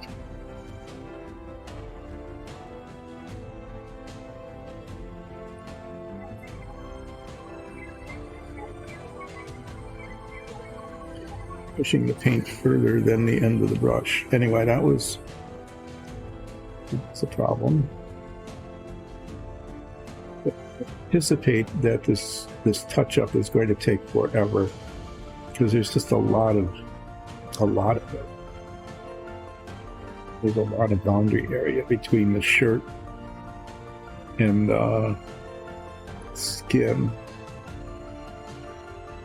Which are these little spots where it's supposed to be a tear.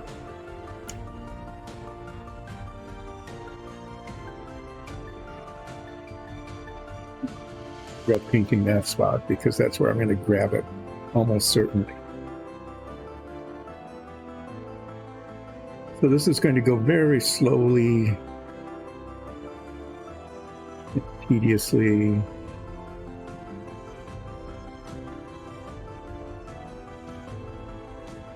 Now that one, I'm going to have to do something about that. I'm going to try to cut it off like this.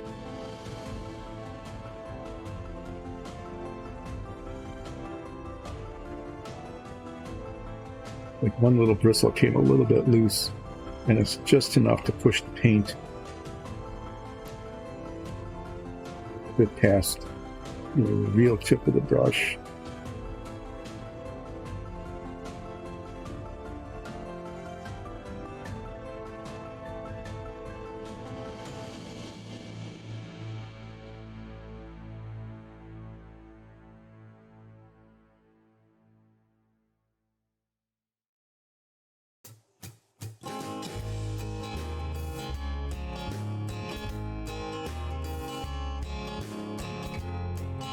And to push the brush from my left to right in order to keep it even. I tried pulling it toward me, and that just wasn't working.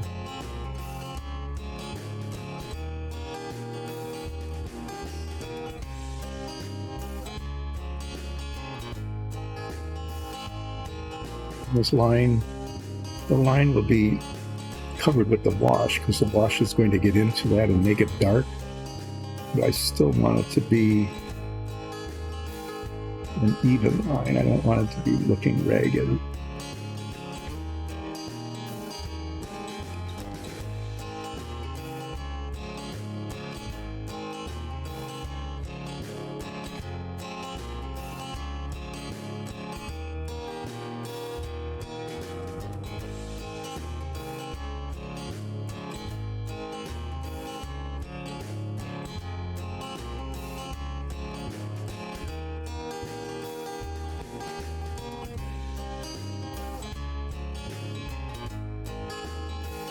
You can see that this is not going to be quick.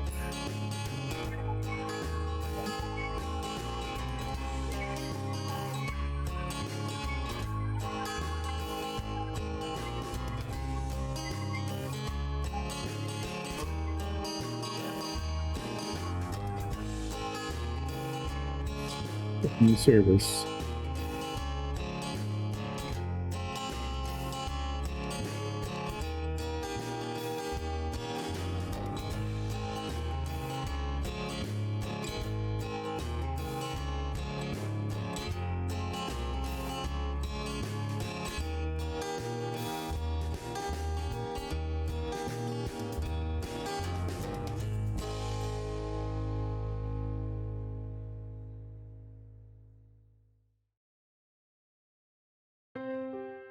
So while I'm doing this, there's not much to say other than I'm trying to get the purple just right on the line on it.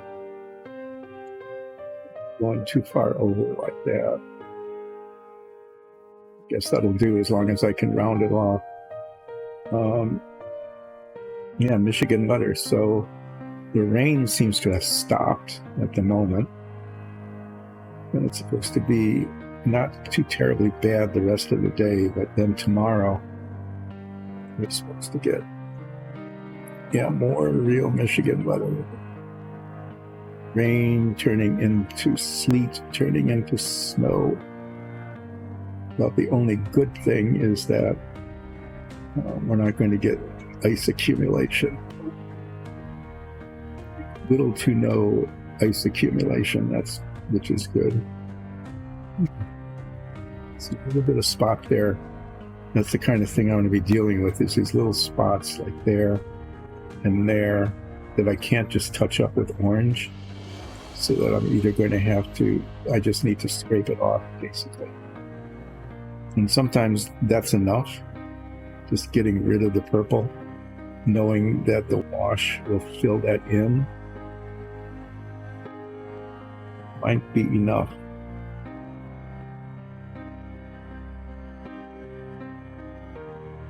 When we come back and do a little purple dot, orange dot.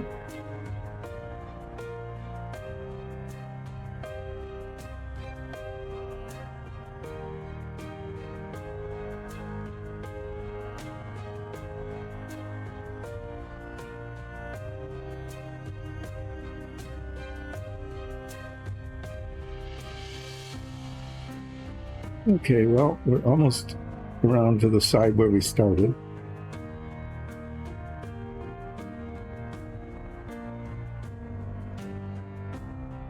And when I look at this, I can say it is much better than it was.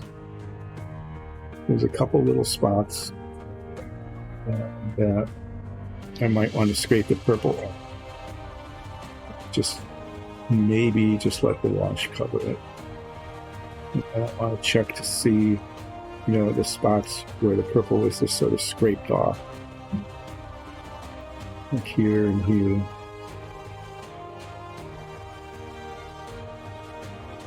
Okay, so now I need to go around the entire model.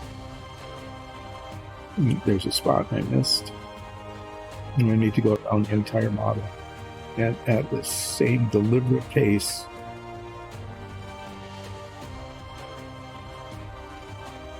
fix the hem of the shirt. But it's not ragged anymore. That's what I was really needing, is making sure that I had smooth edges.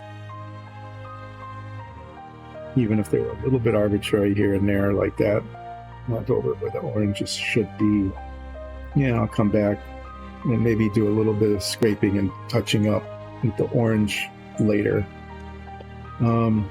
Here, you can just see there's just a lot to be done.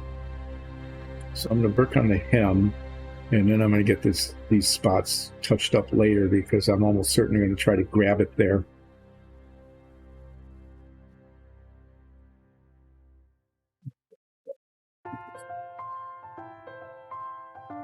My knee here. We're going to start here because it's one of my aphorisms. You can't finish unless you get started. Right?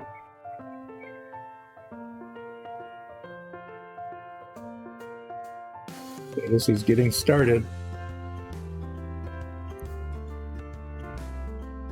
Finishing.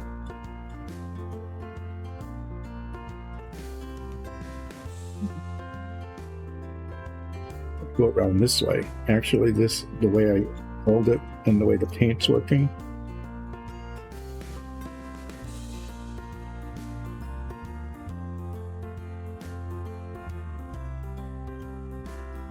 Thought I would rotate it the other way, but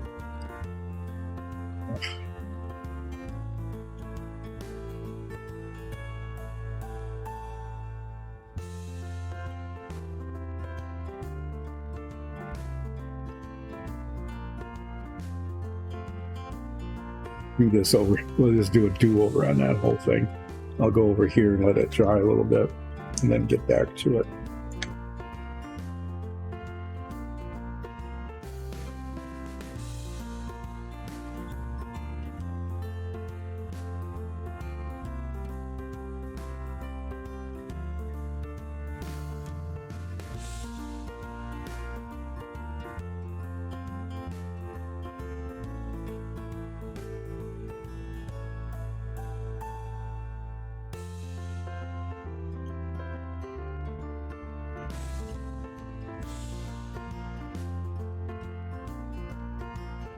Anyway, yeah, tomorrow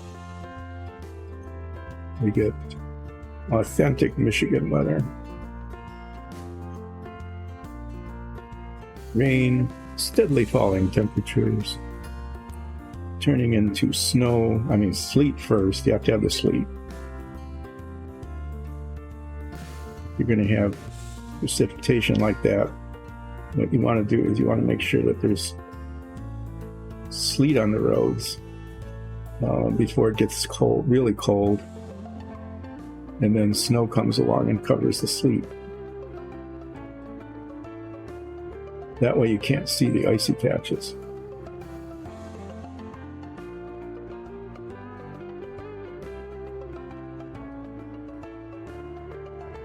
The wind's going to pick up. Yeah, it could be kind of a really unpleasant afternoon tomorrow. But in the scheme of things, I keep complaining about Michigan weather, but in the scheme of things, it's really not bad. And we don't ever get a hurricane. Sometimes we'll get some strong winds, like 60-mile-an-hour gusts, that kind of thing, which are a little scary. But it's not like a hurricane where it's taking down half of a town. Earthquakes are extremely rare, and we've never had one like above magnitude 3 something, which is just barely on the level where you can feel it. We haven't had torrential rains, landslides, like what's happening in New Zealand now, and our own Pacific Northwest coast. Earlier this year, we were just at like incessant rain, just never ending, saturating the ground, and there's no place for the water to go. You end up with landslides because everything's saturated. So no matter how much we complain about the Michigan weather, it seems like there's a place where it's worse, you know? So it's kind of fun to whine about it, but really it's pretty benign compared to a lot of other places. So when I complain about the weather here, what I'm really kind of doing is filling the time with some idle chatter. Because if you're doing relaxing painting, it's important to have idle chatter. When I was painting dungeon tiles, I could talk about fractions and the perception of when you're getting near to being finished as opposed to what feels like a long way off from being finished.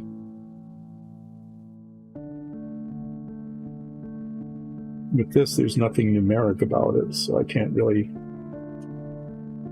do the same thing.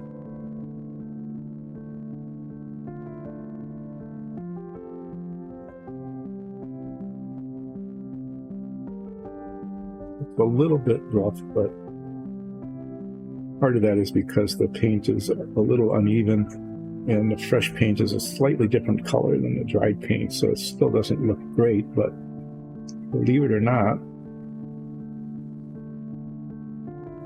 he's coming along okay.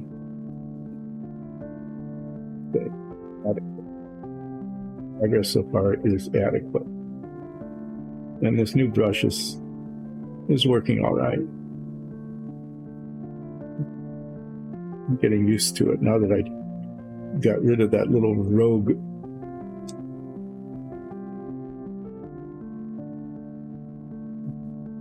filament pushing paint past the tip. Predictable. If it's predictable, then it's controllable. What we're doing, we're like a third of the way around.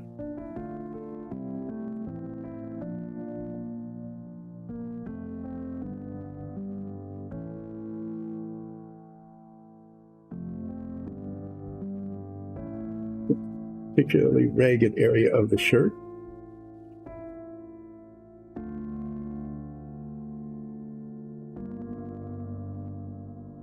I'm glad I didn't try to do any of these spots up here, because like that. Okay, now I'm just going to show you. Odds are like 90% I'm going to put my finger in that. Just watch.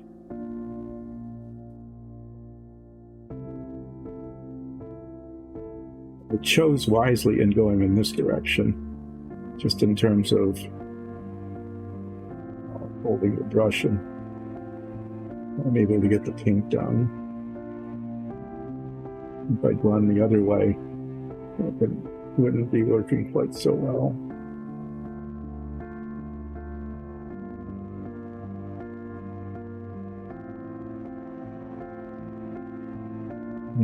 Okay, it looks like the shirt goes way down there.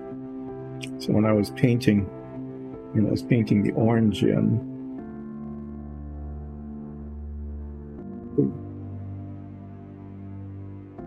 just didn't know where it was, basically. So this looks way down here.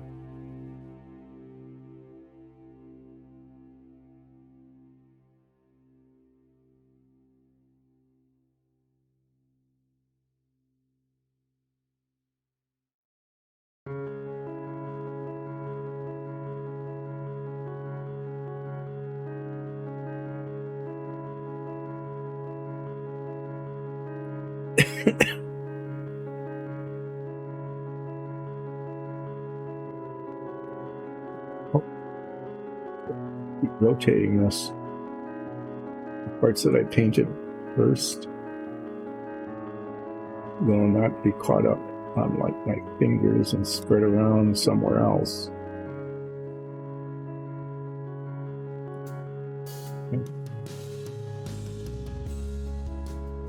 Yeah, looks like I'm like at least halfway done.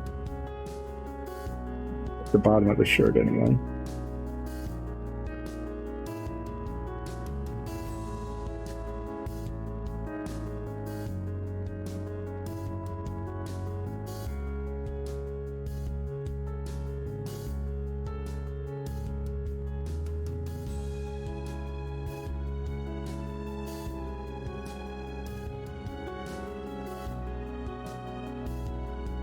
Few little spots as I see them as I go around. So I'm done with the bottom of the shirt, then I guess I'll work, you know, around the sleeve.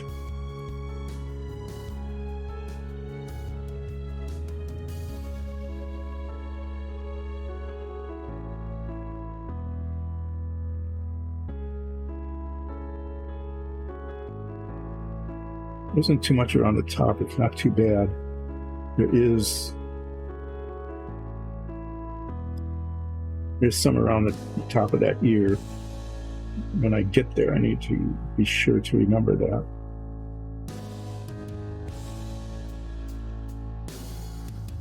Anyway, yeah, this okay. It's going to be a little harder to reach here.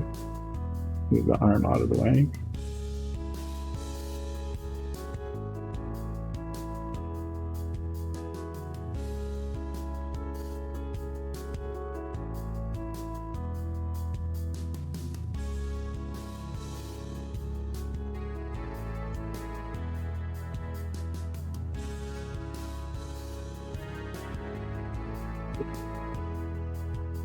Finger nuts and wet paint on the other side. Don't think it's touching my pants. So it's not rubbing off that way. That's good.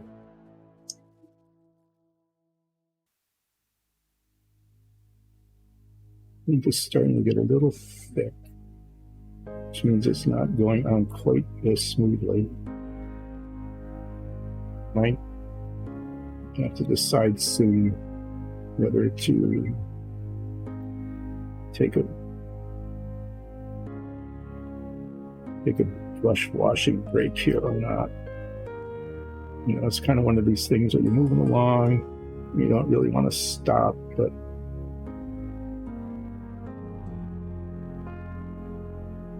might just have to clean the brush and squeeze out fresh paint. Let's see how it goes. There's not too much left. Just to finish it.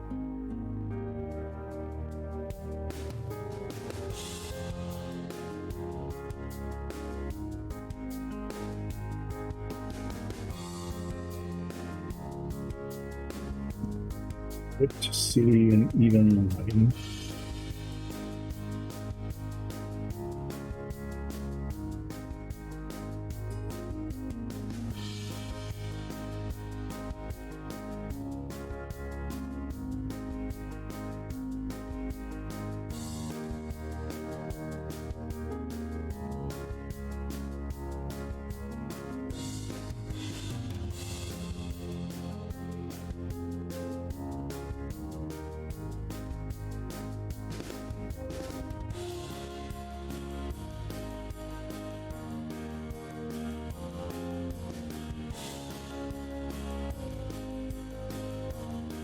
Okay. So, sorry, yeah. Just paying close attention to what I'm doing here and dribbling on them. Talk about politics, I suppose.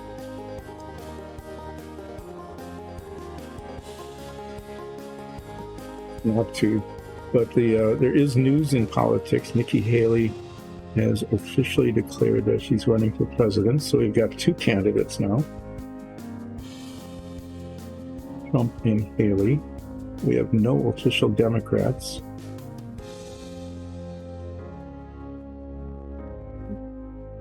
This is really early on. The election isn't for, what, year and a half from now, but a couple of folks are getting started early.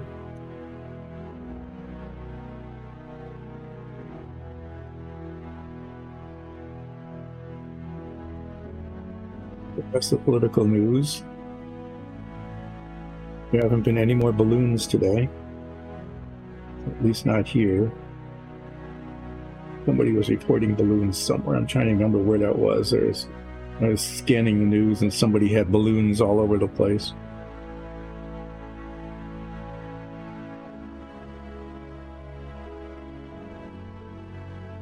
Seems to be the thing now.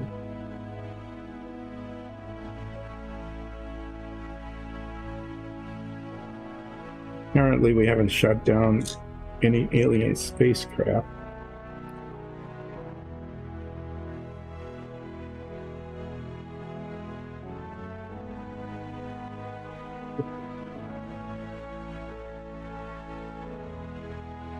So it was their invasion fleet. You know, if that was an invasion fleet, it wasn't a very good one.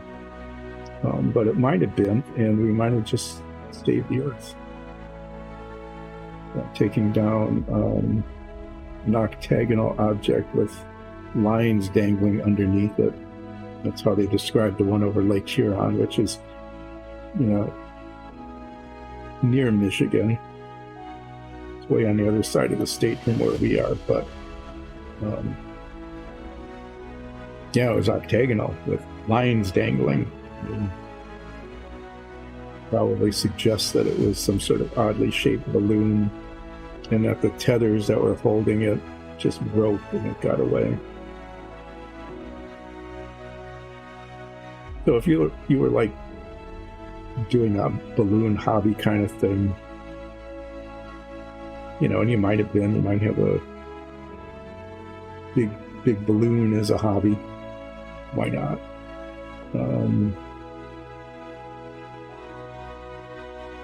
When your balloon got away from you, you'd probably not be running around going, "Hey, help, my balloon got away from me." You'd probably be saying, "What balloon? I don't know anything about balloons."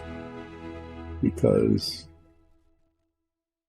the FAA doesn't like things floating around in commercial airspace, especially something that isn't huge but big enough that if, you know, a plane were landing and ran into it, it could be really dangerous. But all of a sudden, you know, it's like you start looking for something, you find it.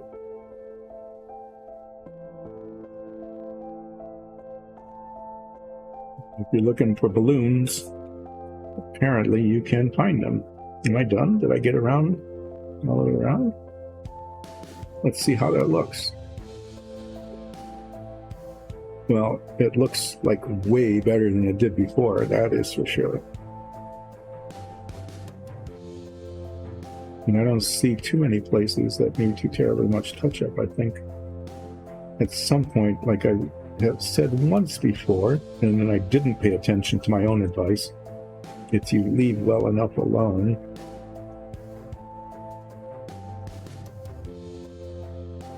and then I didn't, and I just made a mess. Okay, now I need to go around the top. Oh yeah, the sleeve here.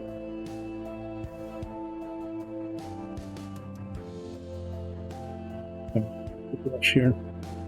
Paint still seems okay, but the brush is gumming up a little bit. Yeah, so if you're looking for balloons, you're going to find balloons. That's the moral of that story. It seems like you can't even get away from them. Like you look up in the air and what do you see? Balloons. Look at, there's balloons. Just because.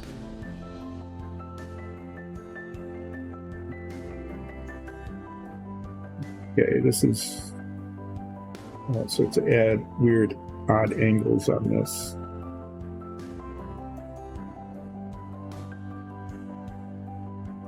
It's going to have to move around and try to rotate it in a way that lets me get the paint where I want it.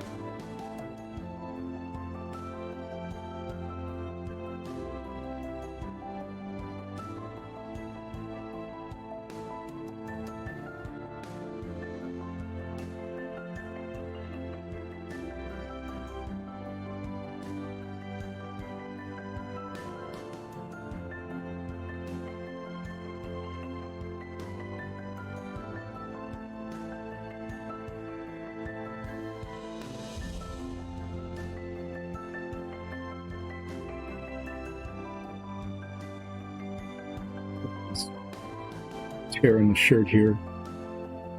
Yeah, it needs some.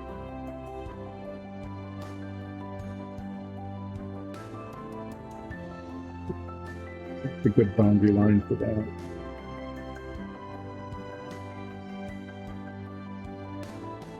Most of it actually seems okay. It's just this bit here.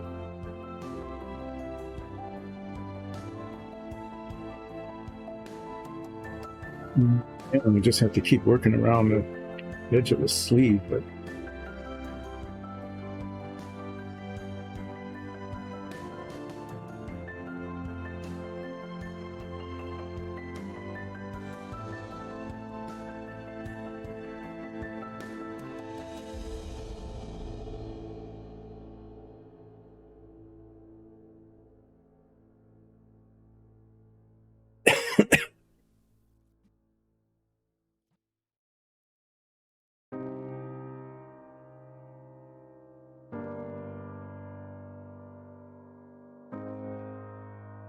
usually every spring is leaf mold season. We had some warm, wet weather late over the last couple of days, and leaf mold and my respiratory system are not buddies.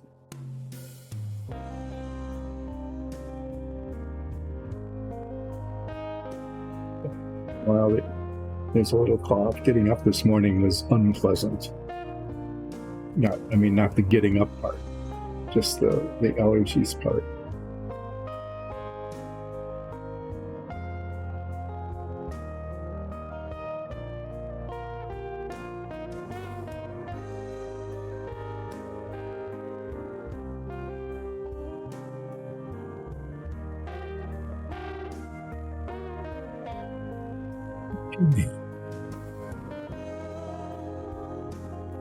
Did promise this would be slow and tedious, and I believe I have kept my word.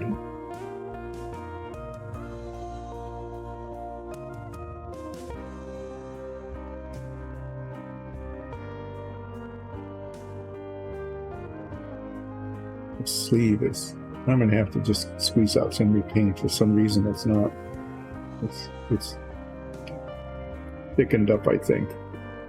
And it's not spreading, it's not coming off the brush the way I would like. Put it that way.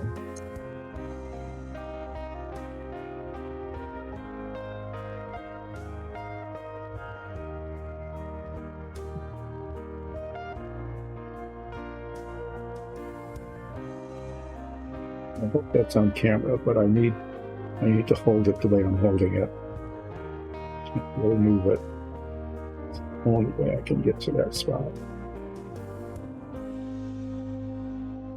But yeah, it's not going well. So wash off the brush here and squeeze out some fresh.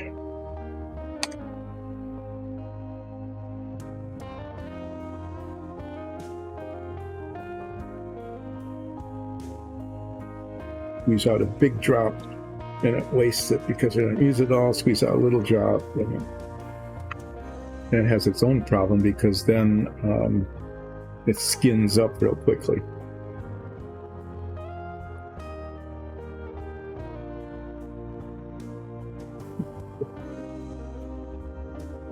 Yeah, that's much better.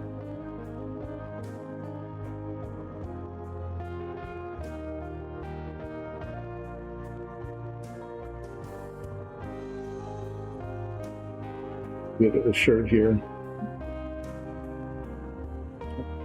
That will be okay. I'm not going to mess with that because that will, when I wash with the brown wash on the orange, it'll get that.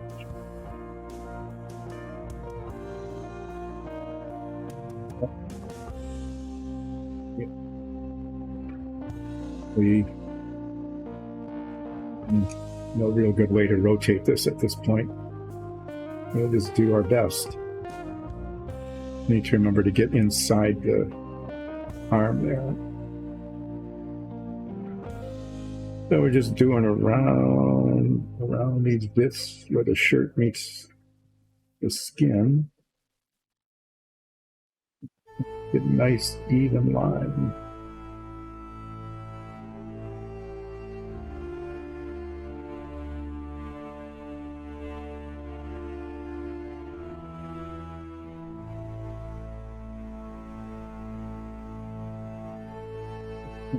Well, I guess this is where we started,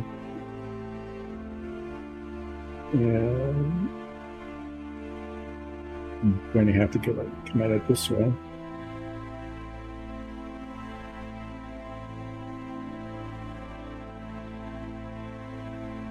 And it's like the hardest to reach bit is right at the end. I didn't expect that. Maybe.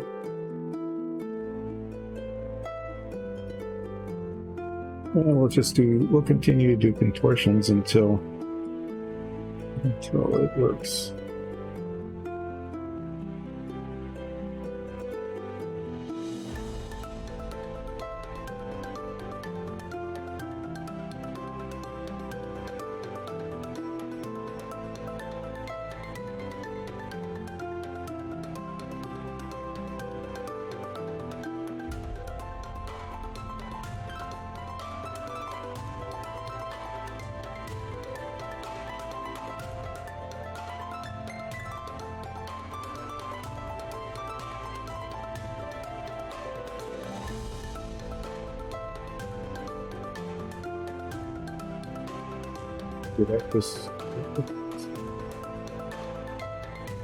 It's still on the screen.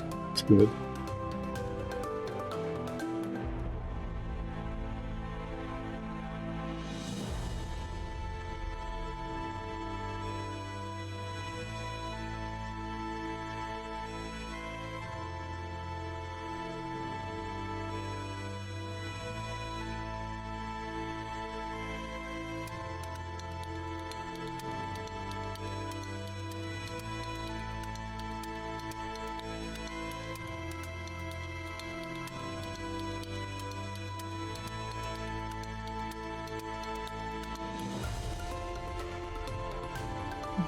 Round this out. Okay. It's not bad. What I want to do here, I don't want to forget this, is you see the inside there? When I first painted this, the arm was in a different orientation, and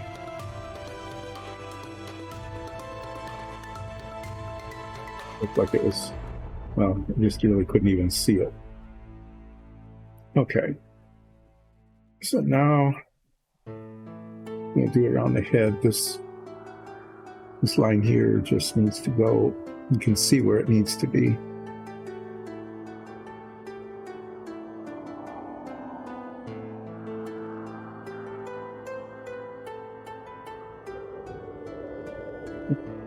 That in one direction looked perfect, and then the other direction is very noticeably wrong.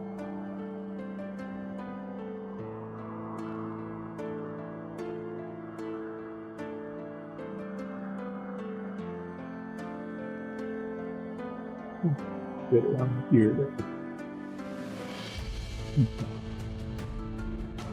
Back here.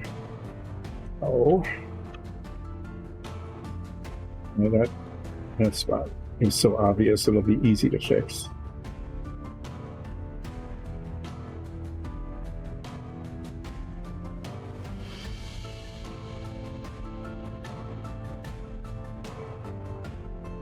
More.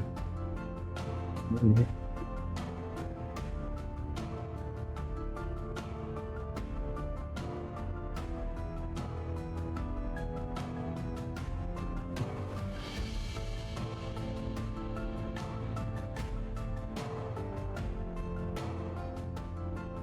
Get these tears a little bit later. I'll go around the top of the head first, and then I know there's an issue with the ear.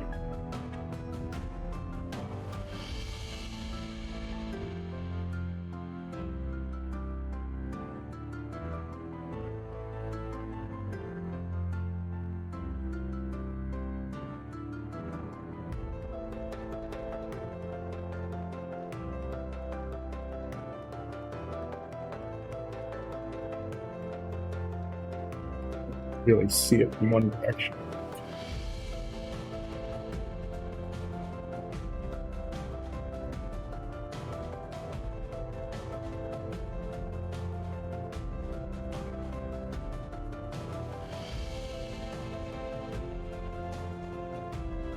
On like that.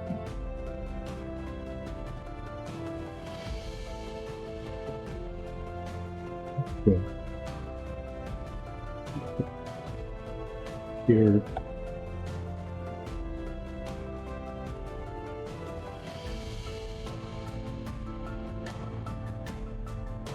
I'm gonna get these little tears.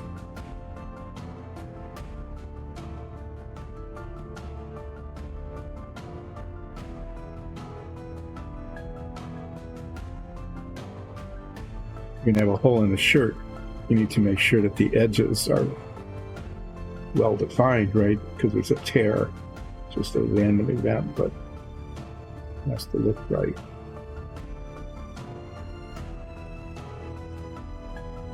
Okay, this one definitely ragged. A few little white spots. Paint seems to like chipped off a little bit.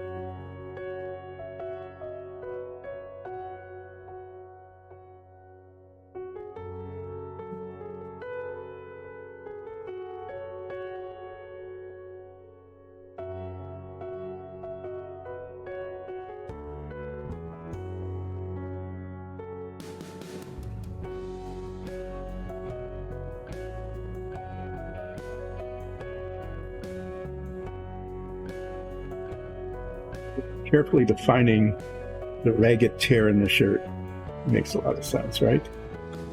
Yep. And I have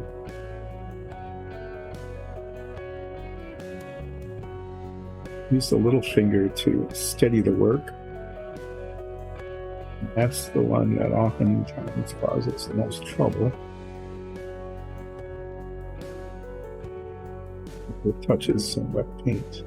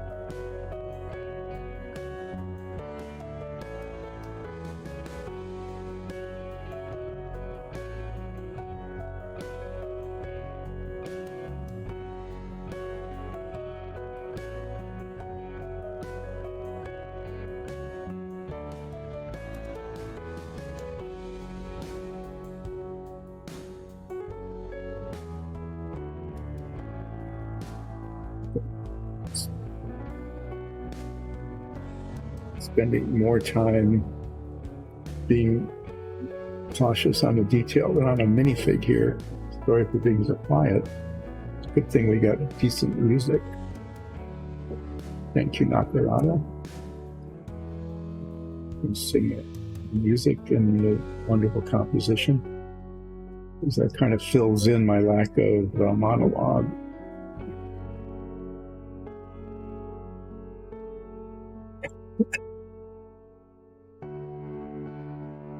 Yeah, it did take 2 missiles. You know why it took 2 missiles? Because it was so little, and it had no radar signature. I mean, you couldn't use a heat-seeking missile because there is no heat. It's just floating around. There's hardly any radar signature. I'm surprised they could even hit it at all.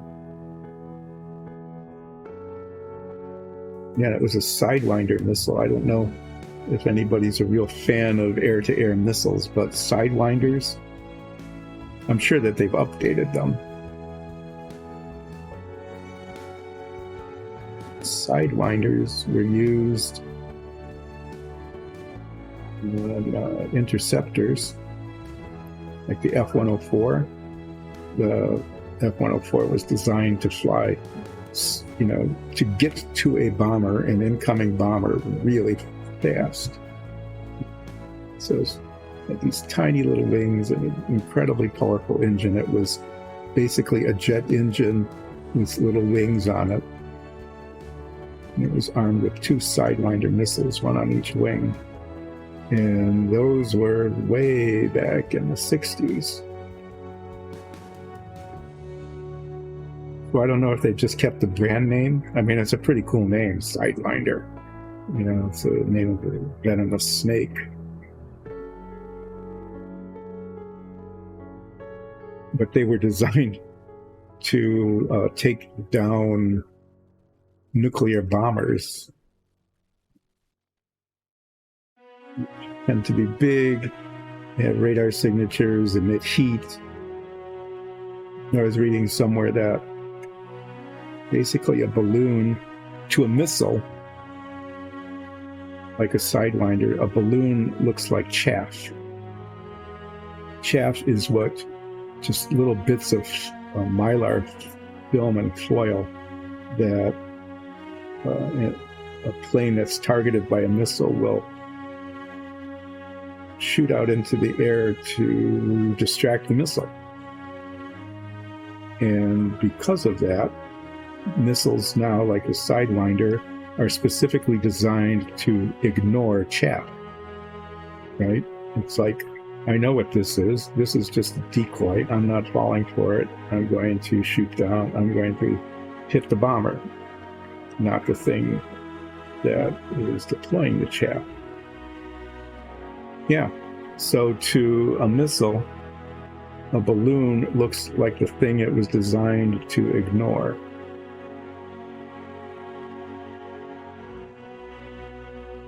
Sidewinder is sitting there going, you want me to do what? You want me to hit the thing I'm supposed to ignore? Why would I do that? It's going against all of my training. So that's probably one of the reasons why I took 2 missiles, because they were definitely designed to not shoot down things that were balloons. Now, most of those planes, like the F-22 and F-16, those are land-based planes. They didn't use F-18s. Those are Navy. Most of those also have a gun, a cannon.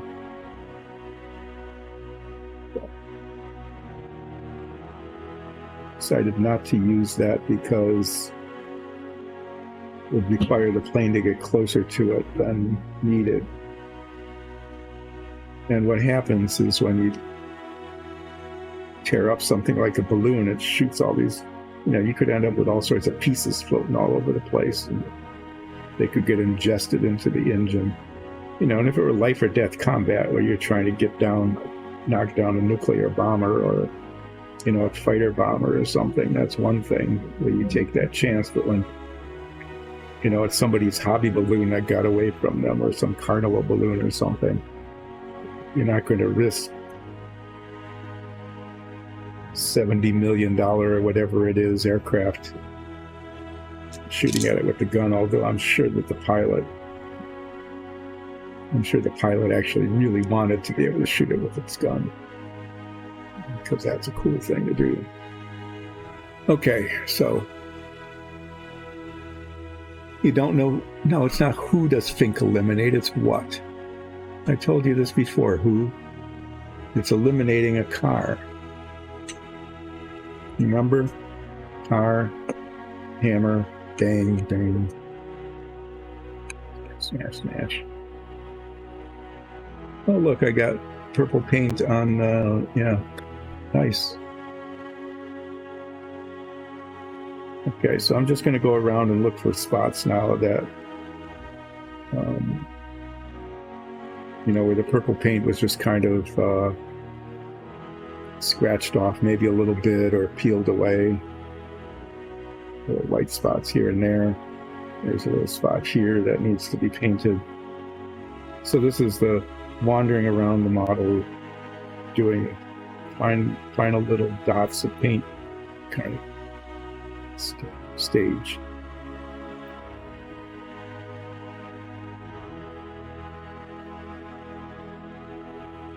And I think I got it well enough.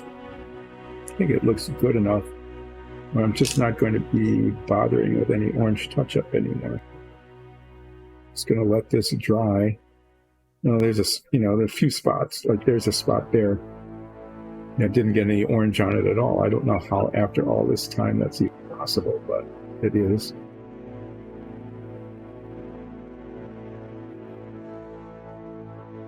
There's a spot under the arm. Just stuck a finger full of paint. So what I'm going to do now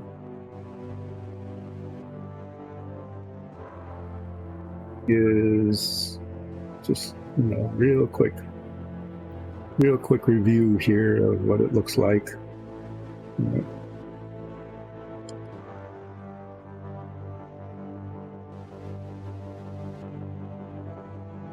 Looks a lot better touched up.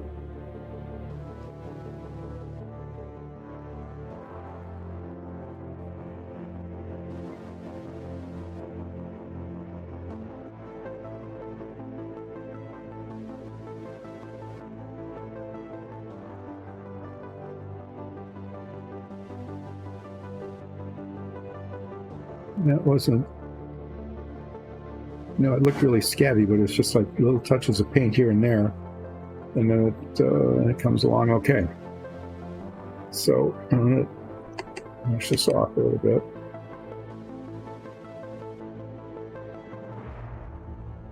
And there's a couple of spots where I need to touch up the orange and the brown. The orange where I stuck a finger, and the brown where for some reason I thought it would be a great idea to just brush on it like that.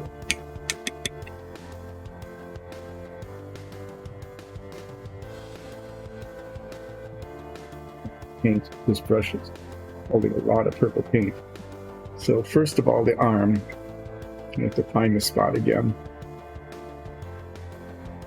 It's a big spot that I definitely, there it is. Need to, because the orange doesn't cover that, I'm scraping the purple off.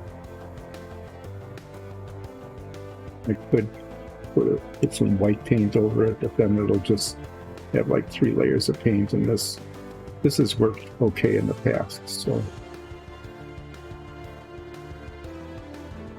what do here? And it looks like I should do the same in this little spot here. Right there. That's one of those things where I can just take some of the purple paint off and just leave it. But this needs a little orange touch up. So I got the orange paint out again. Squeeze out the tiniest little dot.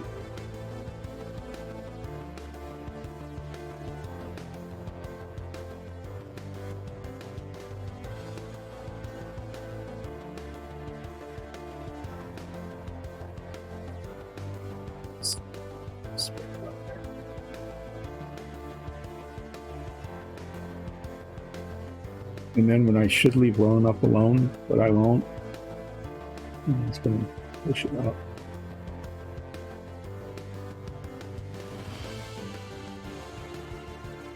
But, it doesn't cover it perfectly, but it's fine. Okay, so there's that. And then there were a couple of spots that never got orange to begin with. There was another one here somewhere. There it is. Yeah, there. So we have fixed the ragged hem of the shirt. Certainly, it's still ragged, right? Because that's designed that way, but it's definitely way better than it was before.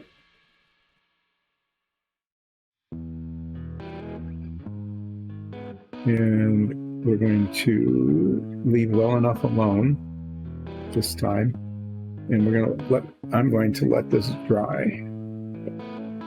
But first, I am remembering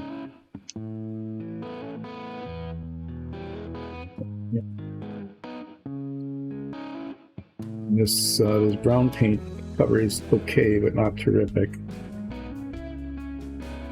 That would be the same thing as scrape the purple away, or at least much of it.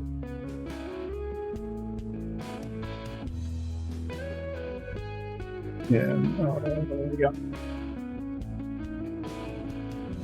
I don't know what color I used. This one.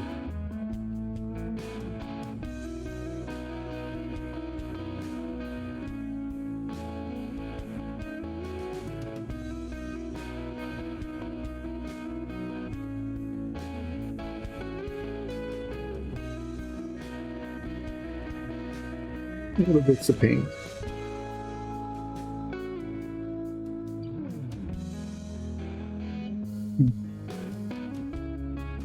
Let's sit there for just a second while I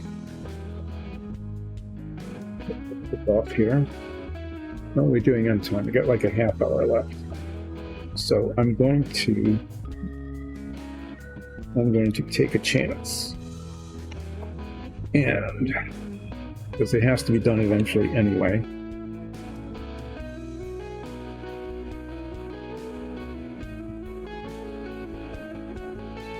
This is the brush I'm going to use. This one and this one. These are my brushes I'm going to be using for brown washing. And like I promised, I'm going to do the bottoms of the feet first, because there's no place to set them. And if I wash the bottoms, then I can, when it dries, flip them over and do the top. Right? Do the bottoms of the feet. And then I'm going to do the arm. And I've actually done the arm before. This is where I practice. That's why it's kind of dark, is that I used the wash on it to see how it would look on the orange and the other paint color I used. And it looked okay. But there's little bits here now that might even have to use the tiny brush with the wash. Just to get the wash. Tiny little bits spread thinly, because the wash changes the color pretty dramatically, and you'll see that when I do the bottoms of the feet here. So this didn't get sealed tightly, and that's not good. And the pigment settled again. You can see it down at the bottom. So this is going to need a huge amount of stirring. Sorry, everything is going to shake. Oh my. Oh, no. I thought it was just a bad paint job, but it's just a reflection. So this is going to have to stir for like 2 minutes.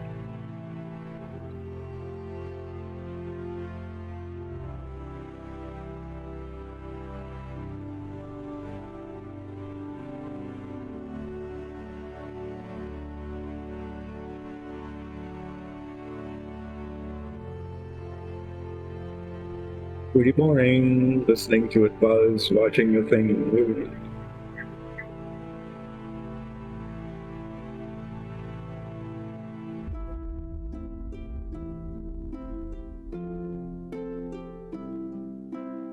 This is going to be the third time, I promise, that I would get a piece of foam and put it underneath the paint shaker so that it didn't shake the whole workbench. I can pretty well predict that I'm going to break that promise yet again and forget to do it. And then when I come back on Friday and start shaking paint, I'll say, oh, this is the fourth time I promised to do something about the vibration. And then fail again. Because that's just sometimes the way it happens. Anyway, what I'm going to be doing now is I'm going to I've got 3 brushes here, is I'm going to hold this here on the ankle, and I'm going to wash the bottom of the foot. And what's going to be, oh, no, that's not going to work. What happens with the wash is that, you know, it'll dry, and then I'll wash it again, and then there'll be a double layer of wash on the seam, which will just look really stupid. So what I'm going to have to do is I'm going to have to go back to clipping this.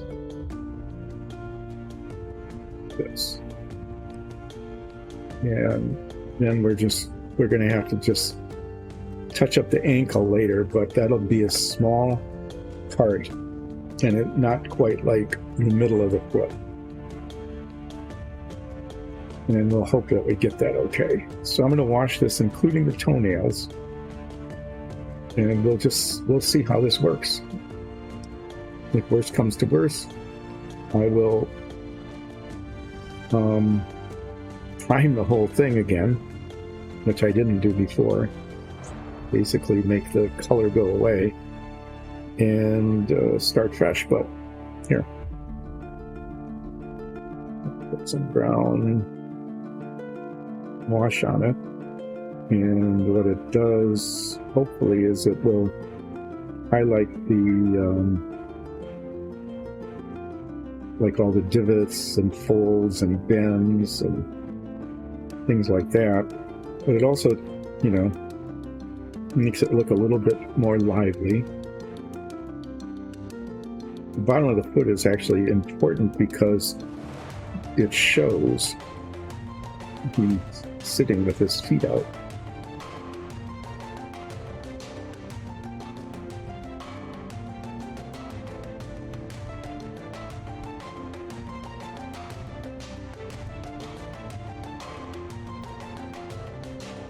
All of it, and make sure it's pretty even, because it does change the color pretty substantially. And I wanted to show the texture of the foot, like in between the toes and stuff, but I don't want it to look real streaky.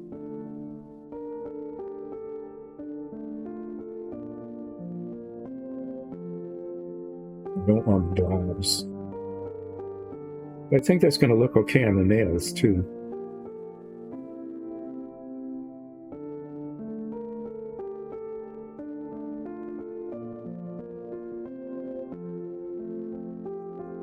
Between the toes here.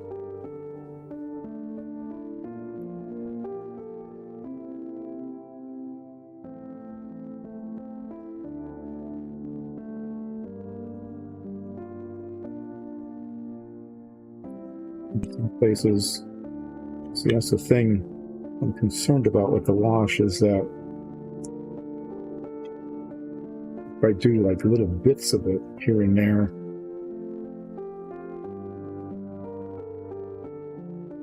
okay, that's gonna be okay. Do the other foot, and then we can do a compare and contrast. And ooh, that's going to be ironic. The washed foot is the one that's going to look all dirty. Yep. How about that? You would think that the washed foot would be clean, but no, it's just the opposite.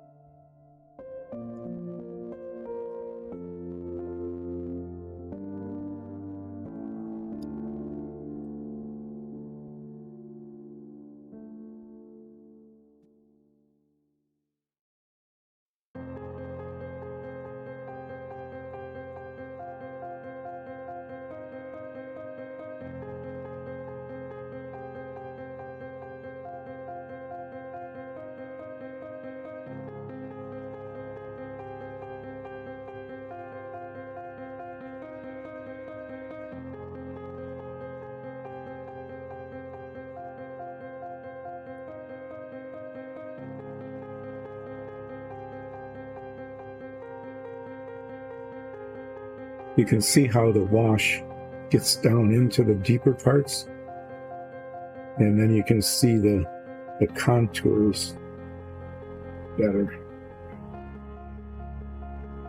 So this one's okay. Yeah, I think, you know, as far as dirty feet go, it's coming along okay. And then I'll just have to do like little bits of touch up somehow or other where the clip is.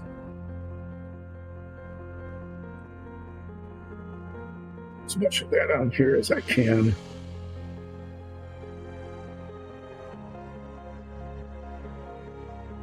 See if they're kind of even.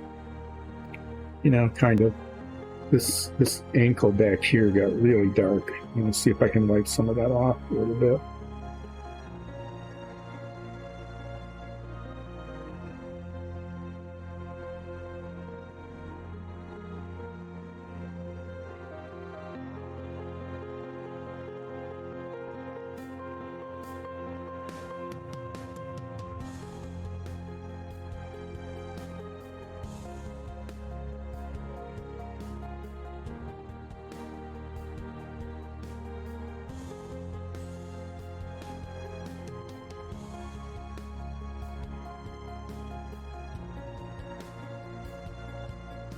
Yeah, 30 feet.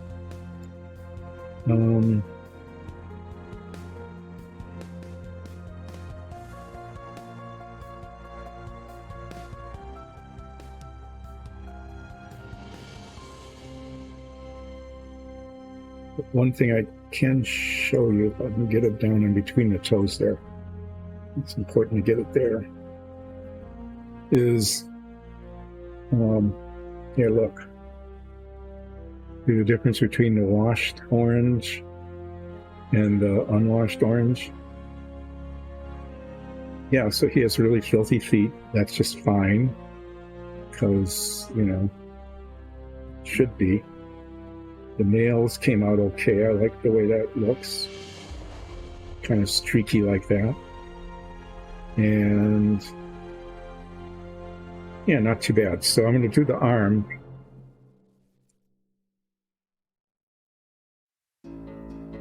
Just to show you how that goes.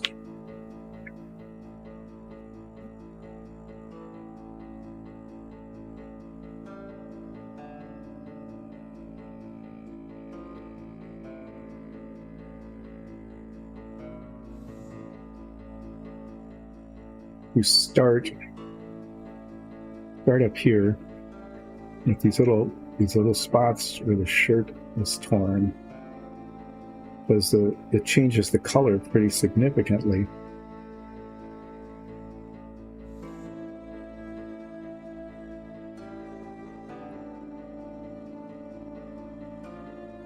We don't want those to just be jumping out bright orange.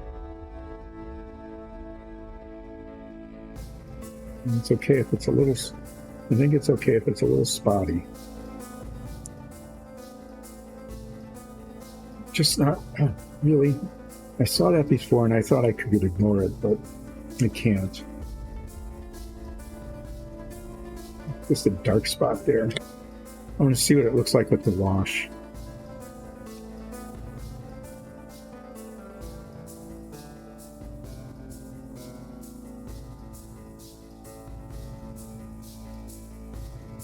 Doesn't look good. And then I have to put a touch of orange on there. Maybe not.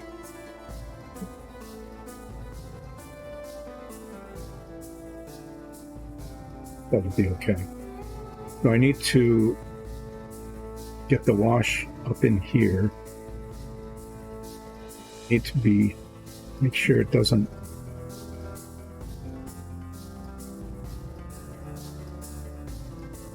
I want it to dry and then layer.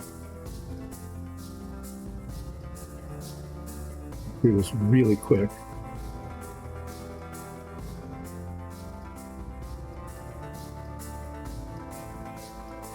Get out the bigger brush and spread it around.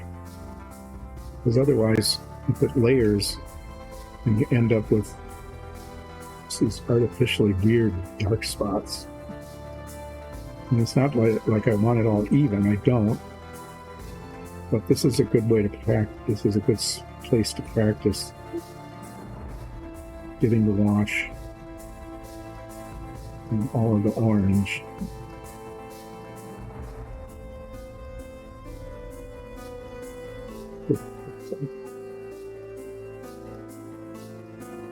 Not leaving bright spots.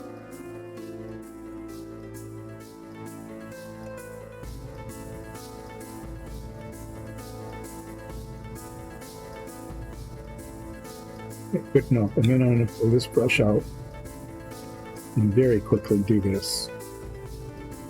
I'm going to do the whole arm.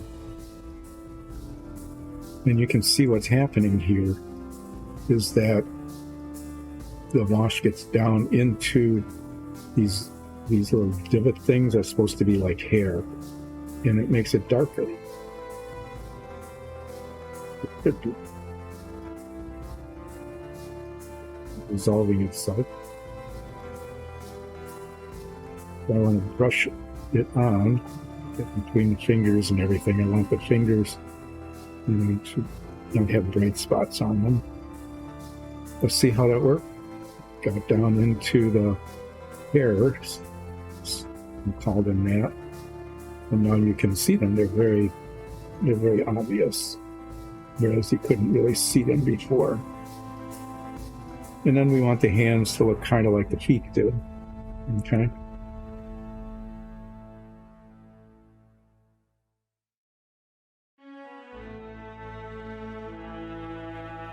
We want the wash to highlight the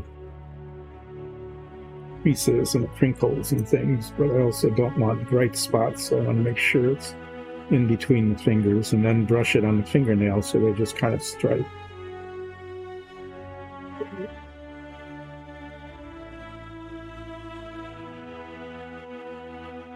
This is a little darker than maybe the rest of the body is going to be. I'm not sure, because it was darker to begin with, but you can see, okay, I mean, he's not the cleanest monster in the world, so this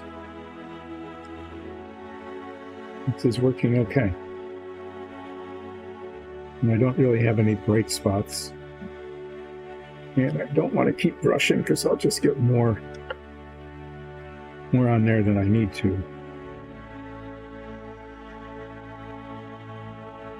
And, well, I continue to be, I don't know, just not satisfied with this. There's just something wrong right here.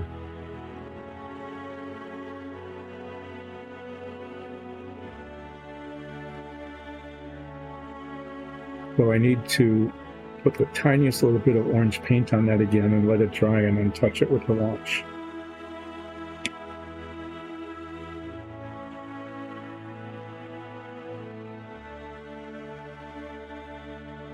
I should have fixed that before I saw it, and I thought, oh, it'll probably be okay. And then I was wrong. It's not okay.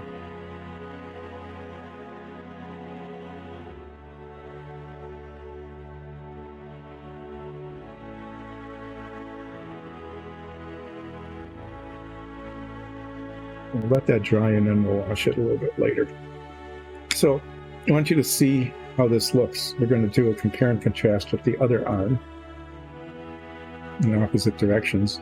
But you can see that it changes the color, and it highlights all of those like indentations. It makes it look dirty and grimy, which, you know, you kind of want it to be because he's a Fink working in a junkyard, right? So I'm looking at this, I'm looking at another area where I'm not satisfied, and this isn't going to cover extremely well, but it is going to even out what is a kind of ragged edge. For some reason right there, this one ended up looking ragged. And that fixed it. Okay. Washing the rest of this is going to be, I mean, it's going to be fairly demanding, because I'll just show you. Some of these areas like this are really small, and they just need to be washed with a little brush so that the bright orange is covered, but not too dark. So I'll be putting some on and taking some off, right? So that changes the color of that. These areas here all need to be done with a little brush, and then like that, you need to real quickly do that and come back and brush the rest of it, so that because it'll dry and then we'll have multiple layers.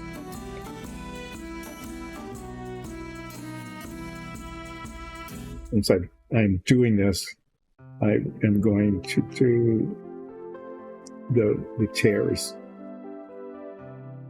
I've got the little brush, there's a little bit of wash left.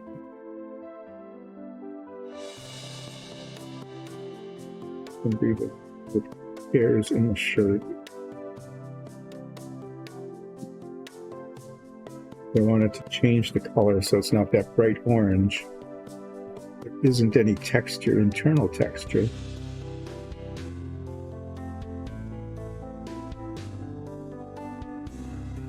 So there's not like hairiness or wrinkles or something like there are on the face and the arms and the belly, but we want the color to be consistent.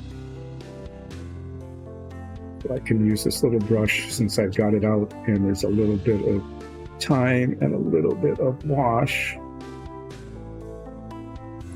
Get these out of the way.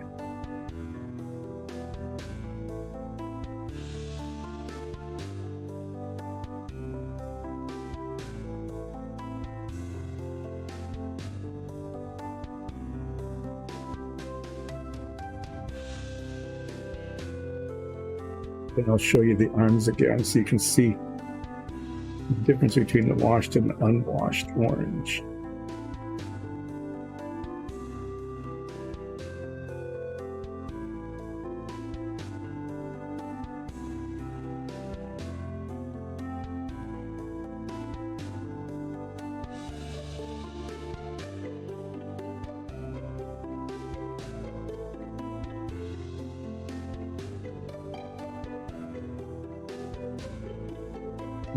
Go from this bright, kind of unnatural orange to this darker, and I think it looks okay. It looks, it's not supposed to be clean looking, so that turned out all right.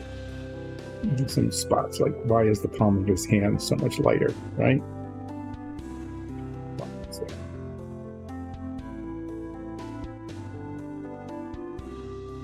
That's how that turns out once it's washed. This guy that I touched up earlier.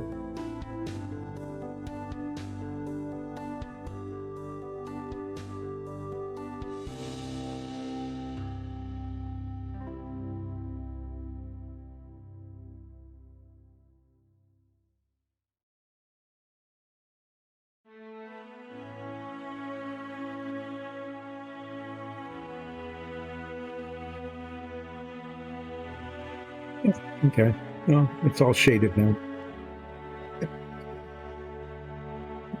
Feet.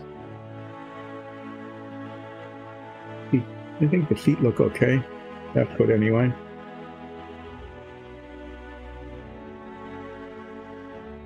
Contours on the tops. Feet came out pretty decent. And we'll just have to mess around with where it clipped on. That'll take a little bit of work. Yeah. So what needs to be done on Friday is just, washing all of this, all these crevices and crannies, not getting it on the eyeball, not getting it on the purple, this is the face is going to be challenging. This here, little brush, medium-sized brush. Probably use the big brush on this. Once I get the edges done, like I did the other arm, the same brown is going to go all the way on the hammer, including on the eye like. I just brush that off, kind of thin it off a little bit. But this arm and the hammer will look quite different when it's washed. I'm going to actually try to make this kind of streaky. Okay. And then once the orange is washed, hopefully it'll look okay. The face, it'll just look really different. It'll look dirty and pinky and scuzzy and eliminator-y. That'll have to dry. I practiced a wash on the shirt, and there's this blue wash, and if I just sort of glob it on, it makes it look, it looks okay on the purple. I practiced on the arm once before, and it looks okay. Otherwise, it's just kind of dull. The purple's kind of dull. And that's going to have to dry, and then I'll paint the pants after that's all dry. And what I've got is the car to work on. And now I have changed my mind about the color of the car. I'm not going to paint it glossy. I'm not going to paint it glossy red. This is a car that's getting eliminated. Okay, that's the whole point of Fink Eliminator, is to destroy this car. I'm actually kind of liking the color of the primer, but I'm going to look at the color chart. See if there's a color that would be good. Actually, this flat green is not a bad color for a smushed car, or even the Stonewall gray. And dull deserves to be smashed color. None of these, we don't want it bright. The thick green is okay, but I like the other green better. This deck tan isn't bad. That's kind of a decent color for a smashed car. Even the light blue isn't too bad. It's kind of looks too nice though. And I'd like it to be a color that I'm going to put black wash on it, because I want all the wrinkles and the folds to show up. So I'm leaning toward maybe this deck tan, maybe the light blue. This light sea green is kind of yucky, but this is a really old paint, and I don't know if I can make it come alive or not. But that's actually a pretty decent yucky color, especially with the dark wash on it, and brown wash.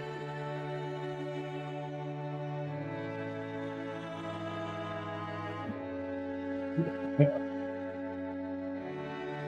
This goes back a long time. Maybe there's color in there. I could put a little bit of thinner in there and give it a really good stir. But definitely decided to not make it look like a nice color. So the light sea gray, this color here, but it looks pretty decent with a brown wash on it. The black wash makes it really just sort of covers it up. Maybe even just a gray wash on it, just to give it, the gray wouldn't change the color very much, but it would get into the nooks and crannies and crevices and show the texture a little better. And if the gray wash wasn't dark enough to show it all,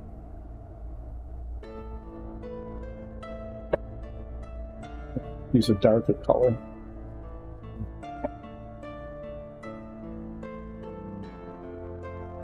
Yeah, so that's something to experiment with. Maybe I'll do that right at the beginning of the stream on Friday. Is paint a little bit of this light sea gray. The different options, the light sea gray and the light blue that I was looking at. I'm going to paint some color swatches.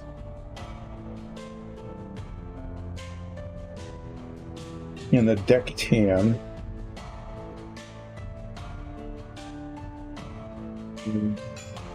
Deck tan. I'll have that out. That's handy. And because that's a yucky color. And the light blue, which isn't a yucky color, but it might if it's washed, is I'm going to paint some swatches and let those dry, and then put a wash on them. Let's try the Stonewall Gray too. So, Stonewall Gray, Deck Tan, Light Sea Gray, Light Blue, color swatches, and then I'm going to test the gray wash and maybe even the brown wash and see how they look. You know, you do that at the beginning, and then after I do the wash, the brown wash on the face and the arm and the belly here, that needs to dry before I mess around with the purple. And while that's drying, I can work on the car. So there's that. I am not sure if I'll be able to finish on Friday. A lot of that depends on drying time. You know, this wash seems to dry pretty quickly. It's still a little tacky. But if I do the brown wash on the orange and make the orange all look pinky like this, okay, then I can let that dry and come back. The hammer will be done too, and that'll be good. Then I can work on the purple. And I'm pretty sure I'm going to do the blue wash on the purple. It looked, when I tested it on the arm, it looked okay.